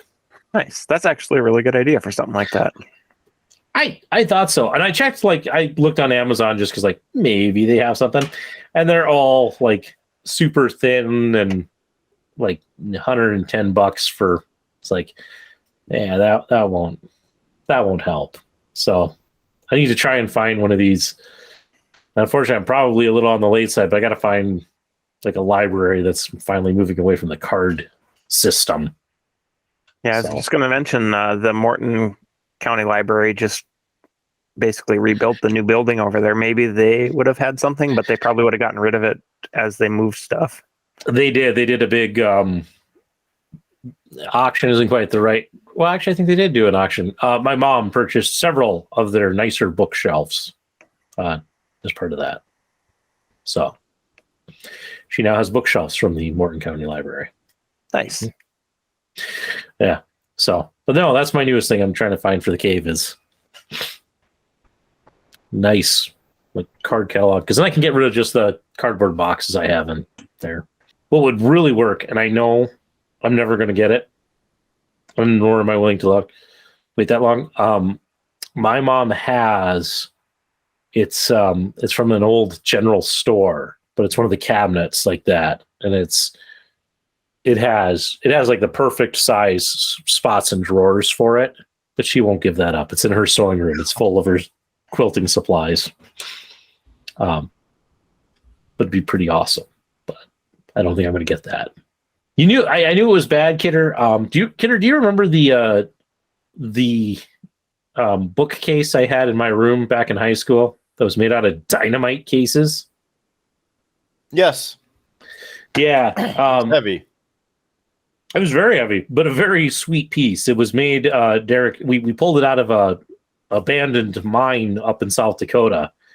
But it was basically these miners, they used whatever building supplies they had. And so there was this case that they built completely out of old dynamite boxes. So after they'd used the dynamite, they took the boxes and basically tipped them on their side and attached them. It was really cool. That's pretty sweet. It was. My parents still have it. And I said to my parents, I said, listen, not that I want to get into this, because they were doing their will and all of that and trying to get that settled. And I said, I will be grateful for anything that you guys give. I said, the only thing that I absolutely would love to get back is that, because it lived in my room in high school. And I'd love to get that back. And my mom's like, well, you might have to fight your sister for it. Like, well, that's kind of your kind way of saying, nope, I'm not getting that one. So we'll see. But that was always a cool piece. I liked that one a lot. Kidder, how's the lawn mowing going? I'm 35% through, and it's been 20 minutes. When you're done with that one, do you want to come over here and mow my lawn? It's looking a bit shaggy. Nope. It's a bit dry. Yeah, mine needs to be done too. Hey, come on, Kidder. Get a side hustle going. Beer, Blues, and BS, the lawn mowing service. Once the lawn's done, I've got a kegerator in the basement. I'll give you a beer too. Can't say it'll be good. I'm just gonna keep mowing over here because this lawn and this lawnmower doesn't talk back. Sorry, you're in kind of a bad mood, Kidder. Because you know what? I'm in a good mood. You know why? There was a new. Well, yes. But, no, the Geo Wizard put out his newest straight line mission-esque video. It's his newest mission one. I talked about this, that he had kind of hinted, or he had said that he was going to do this. He tried to dribble a soccer ball across the UK in 24 hours. He had to go, I think it was like 73 miles in a day. Both parts of that video are up. They're live. You can watch him do it. It's interesting. I will say, and I don't want to give any spoilers because it just came out. It lacked some of the drama because they were on an actual hiking trail. It's the Hadrian's Wall trail. It follows Hadrian's Wall. Hadrian was a Roman emperor who built a wall across the UK to keep the Scots out of England, basically. And so they've built a walking trail that goes along kind of that wall. So he was on a trail. So it lacked some of the drama of, hiding from farmers and trespassing and all of that, which I actually kind of found myself missing a little bit, because like the biggest bit of drama was like, because if you thought like hiding from farmers, and I remember when I first talked about this, I'm like, it's the stupidest like drama thing ever, because he was just so tense about it. It feels so much more dangerous than like his current one, which was like, I might kick the soccer ball off the path and it'd be lost forever. It was also, I think, lacked drama because he had like a whole like support team with him. He had a couple of ultra marathoners with him. These are people who do like these super long running challenges. The one guy who was with him was the first person to run from Asia all the way to London. I forget. I think it was like a total of like 66 marathons of distance. Sounds like a terrible time. Like absolutely horrible. Why would you do that? That seems like a good idea. I'm going to go run forever. Come on. Yeah. So he had a couple of those with him. He had a cameraman with him this time. His fiance Verity was with him. and driving the support van.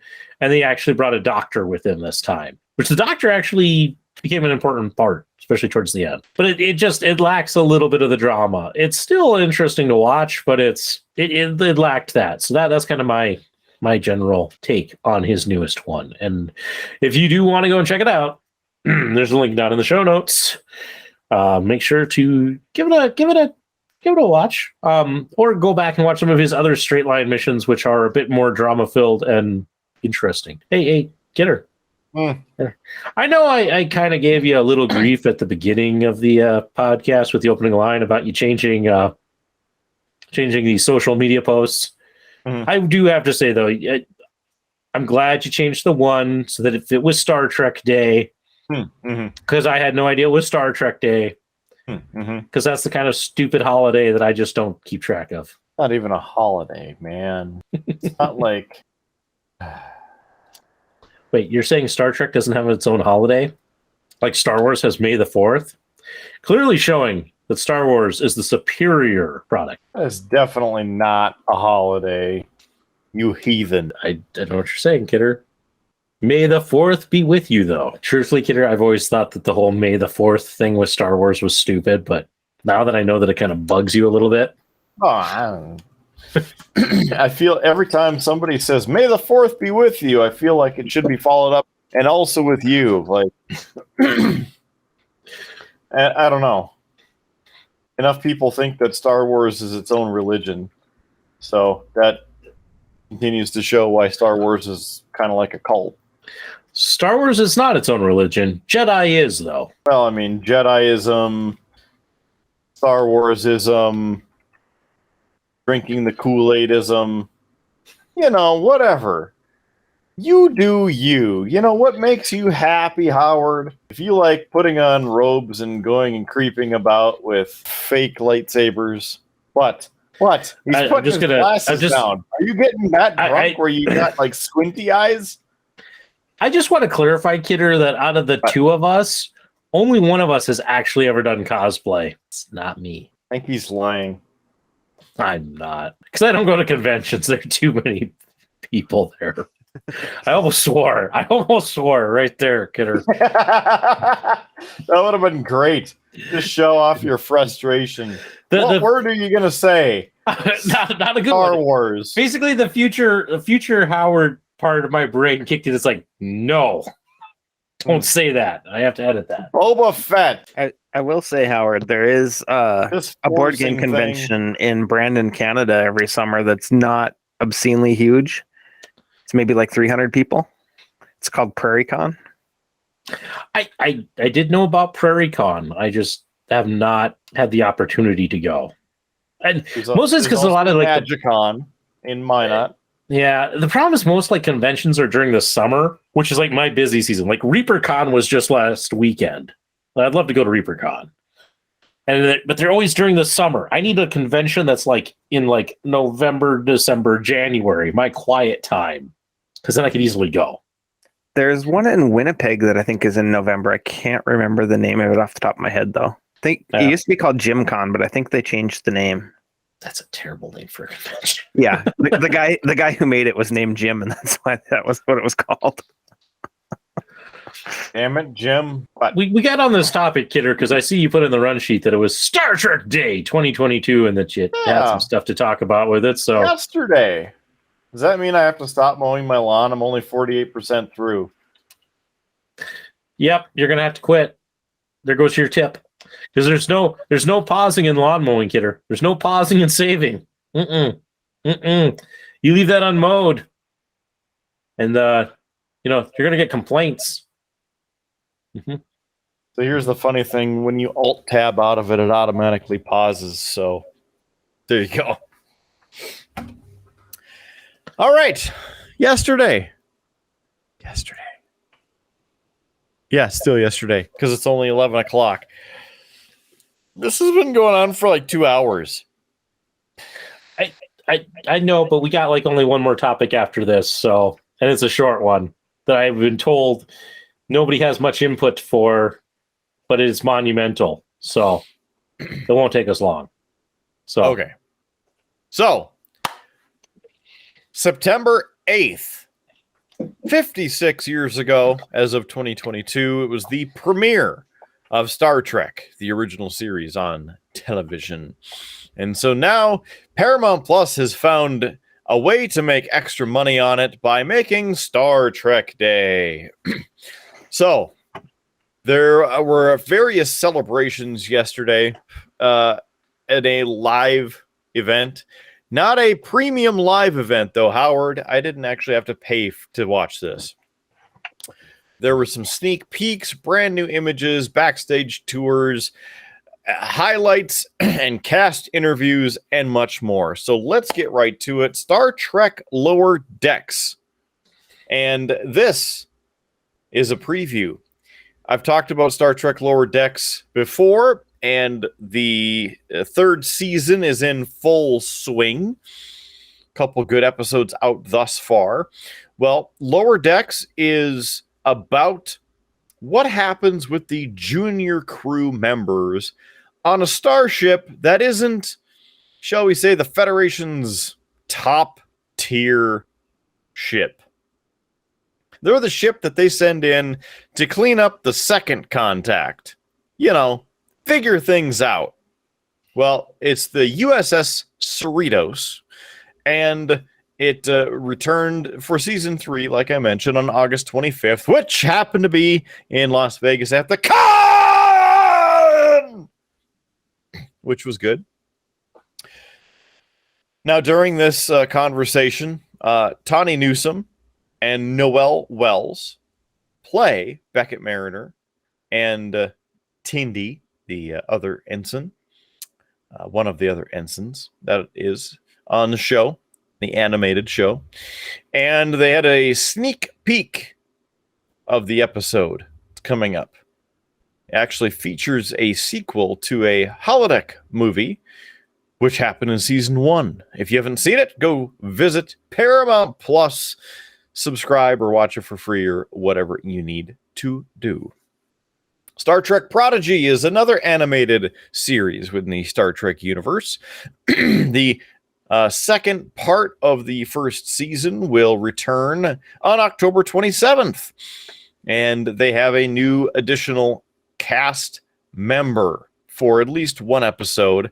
And for those of you who are interested or know something about Star Trek, you may remember the episode The Outrageous Okona from season 2, I believe. Well, it just so happens that he shows up in Star Trek Prodigy. What will his role be? I don't know. But it's actually Okona, and it's voiced by Billy Campbell, who played the original cast member there, guest cast member on that episode of Star Trek The Next Generation. Aside from that, Admiral Catherine Janeway is there with some crew members, new people on the USS Dauntless. We'll see what happens there. And it should be interesting because, get this, both of you know who Jason Alexander is, correct? Mm-hmm. Seinfeld and Big Mac commercial in the 80s, you know, those sorts of things. Well, what? You don't like the McBLT? Where it's hot on one side and cold on the other? It's just not the reference that most people would use for Jason Alexander. I don't know. I mean, you nailed Seinfeld, which like most people are going to be like, oh, okay, yeah. And then McDonald's Big Mac commercials. It's not for the Big Mac. It's for the McBLT. It's hot on one side, cold on the other, hot and cold. And they're doing the dance down the street because it's hot and cold. Keep the hot things hot and the cold things cold. Put them together when you're ready to eat. I don't know if that's actually how it goes because it's been a while since I've seen that commercial. Howard's too drunk for this. All right. So, what? You're not done yet? No. I saw how much I have left. I got to work on this a bit. You better keep going before I start playing the video. Screen share it here. Future Howard will probably already enter it into this. Awesome. So Jason Alexander was in an episode of Star Trek Voyager called Think Tank.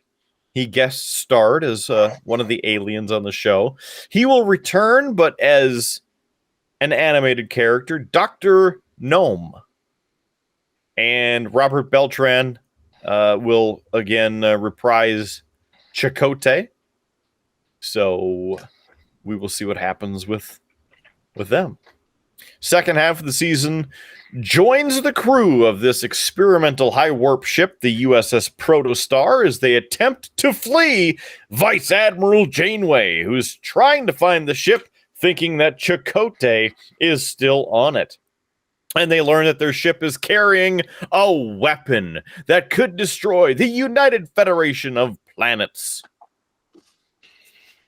The two primary voice cast members were on set, Kate Mulgrew and Brett Gray. And you can see the preview of that show on YouTube. Star Trek Discovery, we've discussed in nauseam about the problems, especially with season 4, and how that could have been just one episode instead of torturing people for 10 gruesome weeks. Well, it turns out in season 5, yeah, they're making another one. Captain Burnham and the crew of the USS Discovery will uncover another mystery, the worst thing in the galaxy since last season. And it'll put them on an epic adventure across the galaxy to find an ancient power whose very existence has been deliberately hidden for centuries. There are others on the hunt as well, dangerous foes who are desperate to claim the prize for themselves and will stop at nothing to get it. And the funny thing about this article that I'm reading, in parentheses, it says, so like seasons 3 and 4.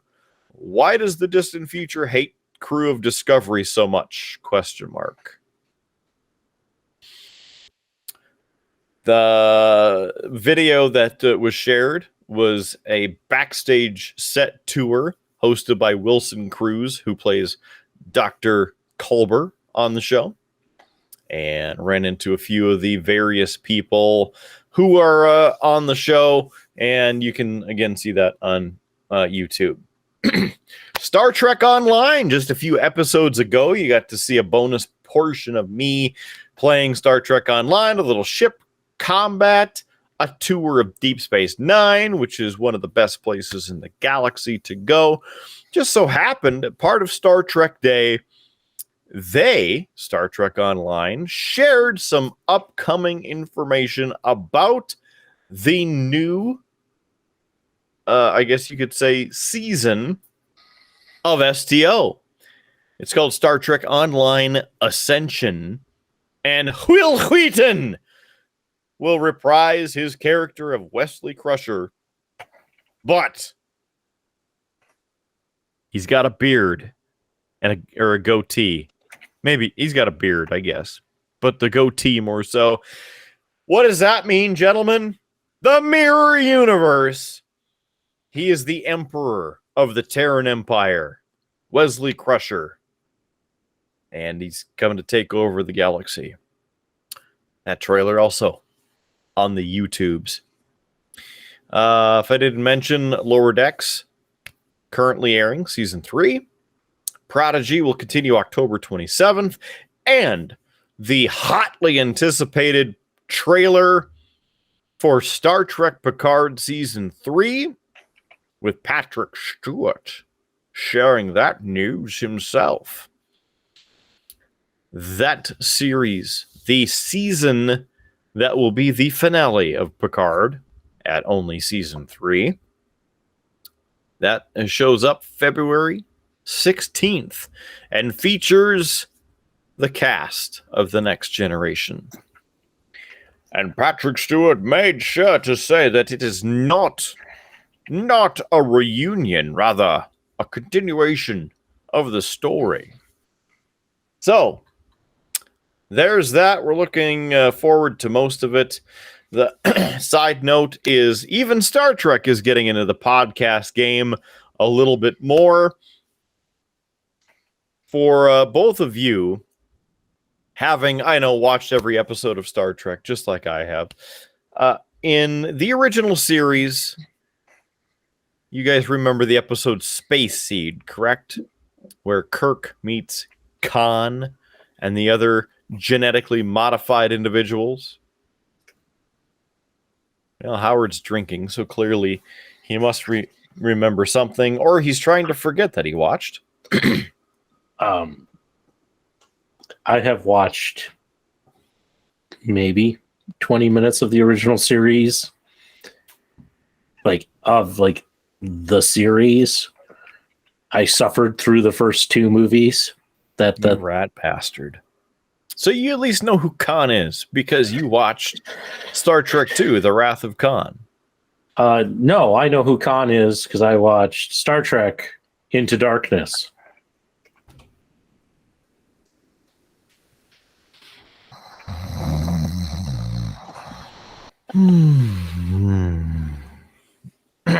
Why couldn't they just make Benedict Cumberbatch his own villain? I mean, he's got the talent to do it. Okay, anyway, Ricardo Montalban. Khan, the original Khan. The new podcast that Star Trek will be launching soon is called Star Trek Khan! And it is written and will be fleshed out by the original director, writer, producer, etc. of Star Trek II, Wrath of Khan, Star Trek IV, Voyage Home, Star Trek VI, The Undiscovered Country. This series covers the time, the 15 years between when Khan was left on Ceti Alpha 5 or Ceti Alpha 6. It's part of the Ceti Alpha system. The 15 years from when he was left there to when Star Trek II occurs. What was Khan doing down there? What happened, right? Well, that's coming up in the next, 4 to 6 months.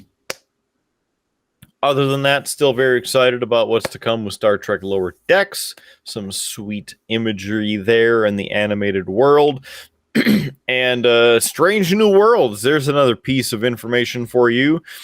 The second season of Strange New Worlds will air in 2023, probably about second quarter, if I had to guess a time frame as to when they would air it. They have already been shooting it. They even started shooting season 2 of Strange New Worlds before season 1 had aired. So, get it done, make it look good. Excited to see that. No other news about new Star Trek series, nothing about anything in development, but at Star Trek Las Vegas, Kate Mulgrew was asked if she would return to a live-action role and pick up the portrayal of Admiral Catherine Janeway. And she said, quote, "Discussions have been had."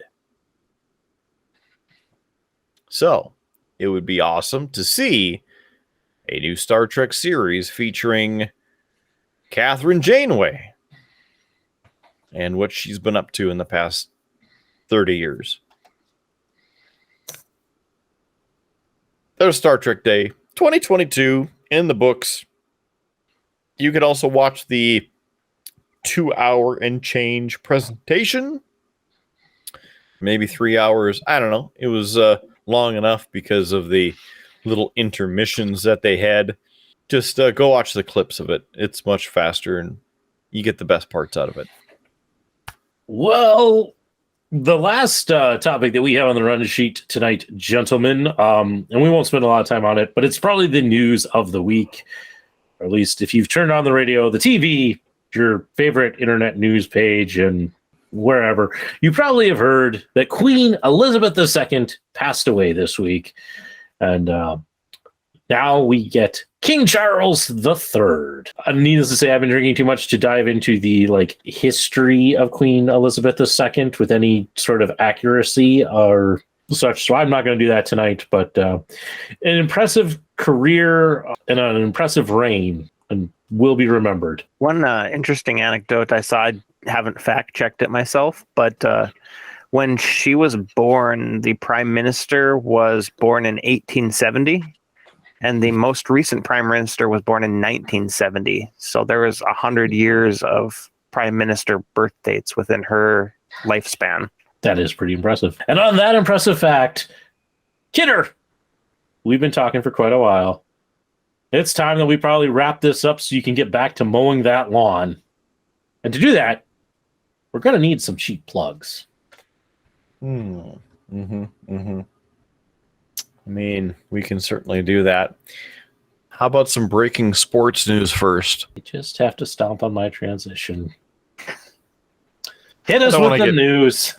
Don't want to get too far into it, right? I mean, because then it's just like, bam, bam, this is random. Even worse than the regular show.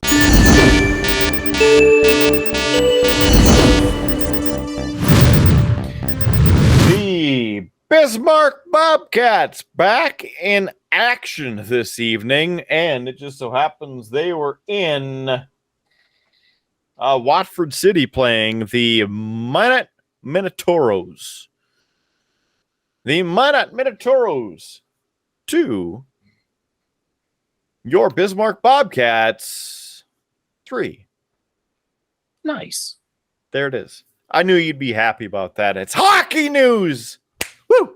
Okay, so unless Howard has something else to say, here's some cheap plugs for you. All I was going to say is recently we accepted into the museum collection the one of the 25th anniversary Bobcat hockey jerseys. So this is a fun fact. Go visit it at the North Dakota Heritage Center in Bismarck, North Dakota. It's probably going to end up down in a collection room, so it's not like you're going to be able to just see it. But it Maybe will be on today. display at some point, probably Maybe in that's the future. tomorrow. But someday. Local Geek's like, why am I still on the show? Oh, okay. Let's cheapen up these plugs, shall we? We first would love for you to join us on our website, beerbluesbs.com. Again, right here on the bottom of your page, beerbluesbs.com. And I should say, aside from the page, it's at the bottom of your screen. Or if you're holding your phone sideways, it's on the side of your screen. Anyway, beerbluesbs.com, please. Visit us right there on the website. It's our home in cyberspace. And from there, you can get the links to the YouTube page to watch the video version of the show. The link to the audio versions makes it real easy for you to find. And our merch store, which you can find some amazing products like those pint glasses that you saw earlier from Howard Blues with the Cave of Wonder, and from the Local Geek with the classic Beer Blues and BS pint glass.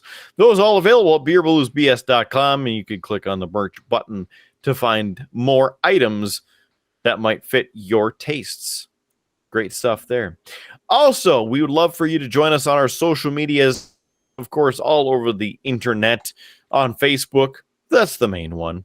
Facebook.com/beerbluesbs, or just go to Facebook and search Beer Blues and BS. We'd love for you to like the page. And you know what? You see the posts, just click a like. Help us out. Get the algorithm working for us. We'd appreciate it. Gets us in front of more people to help share the good news from these good brothers to you and your friends and many more. beerbluesbs.com for that link as well. I mentioned the audio versions of this show. They are all over the place. Yes, they're on iHeartRadio. They're on Spotify. They're on Pandora.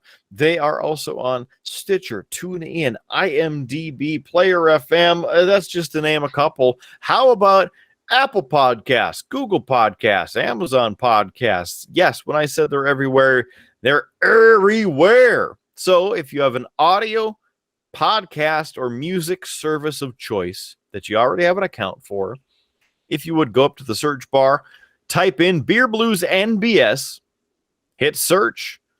We'll be right on there. You already know the show logo, the show host. That's me, Mark Hitter, and that guy over there on the other side of this thing, Howard Blues. Local Geek's photo isn't on there as well. He likes to stay more on the anonymous type of level. He can't be bothered with the fame. He's too busy brewing quality beverages. We can't bother him unless he says something different. You can always bother me. Okay.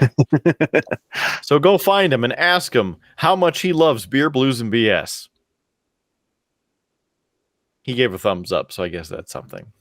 Let's see. What else can we talk about? The Killer Kidder Show on Spotify. You can get the playlist right there. And Spotify, search the Killer Kidder Show. And, of course, while you're there, Beer, Blues, and BS, and subscribe. Other than that, the video version, again, on YouTube or at beerbluesbs.com. What else can we talk about? Man, there's just so many things on the web store. We'll get into that another time. For now, we've talked enough. Howard's about a quarter way through his beer, so we'll just have to finish that out here in a minute. What? He's smirking. Am I right? Nah, there's not a lot left, actually. Yay! And he's sucking the rest of it down. So good job, Howard. I'm proud of you. What? He gives me this like... Okay, fine. I'll end it. He's Howard Blues. You just saw his face. Local Geek, thank you for being on the show. Thanks for the Dialectic Brewing beverage, the Pint Plus, and the custom-made red ale. Very good.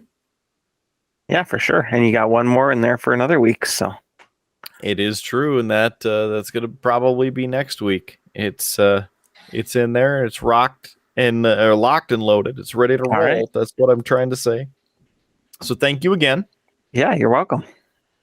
Got to work on that head off the tap machine though, so then you can enjoy your beer even quicker. Right. I'll get it figured out. I think I have too much PSI going to it now. I had not enough, and now I think I have too much. Yes. It's kind of the balance and the ebb and flow, lack of balance on this show. We're either way over the top or just not enough. It's like it's been another week. Anyway, he's Howard Blues. He's the brewmaster himself of the Triple B. That's right, the Local Geek. Thank you for joining us. And I am the man, the myth, legend, Mark Kidder. Appreciate you joining us for this and every episode of Beer, Blues, and BS. Mentioned everywhere you can find us. Please share, like, subscribe, etc. While you're doing that, keep your glass at least half full. We will join you tomorrow for a little bit of free beer. And, of course, we'll catch you on down that beer-infused Tuscan Highway.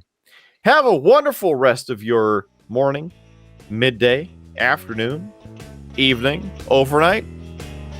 We'll catch you again on the next episode of Beer Blues and BS.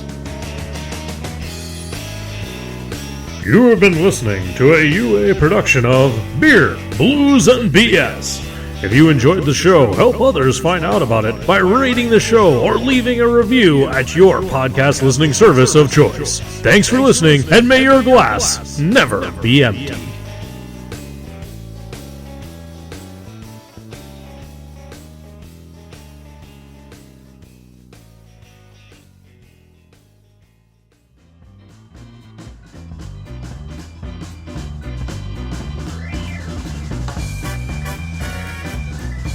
UA Productions presents A Glimpse Behind the Curtain.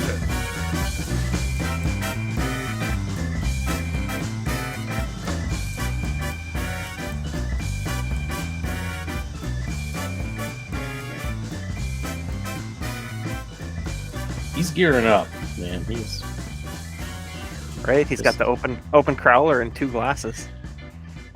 yeah. I'm gonna save that one for a future episode. Yeah, I don't blame you. I gave him the one I gave him is the same one that I sent the can that I had that exploded. So that's why I sent the picture because I gave him that one. Good. You shouldn't have that risk with the one I gave you. That's always good. Because if a beer was going to explode on anybody, we know who would be in this group. One more strike and you're out. No, I'm past that because we had the one before. We had the one that was in episode 11. Then we had the episode 12, which was the one where Local Geek was on for the first time. Yep. And then we had the other one where I wore the poncho. And then, Kidder, we had the one from the recordings we did at the second clip show.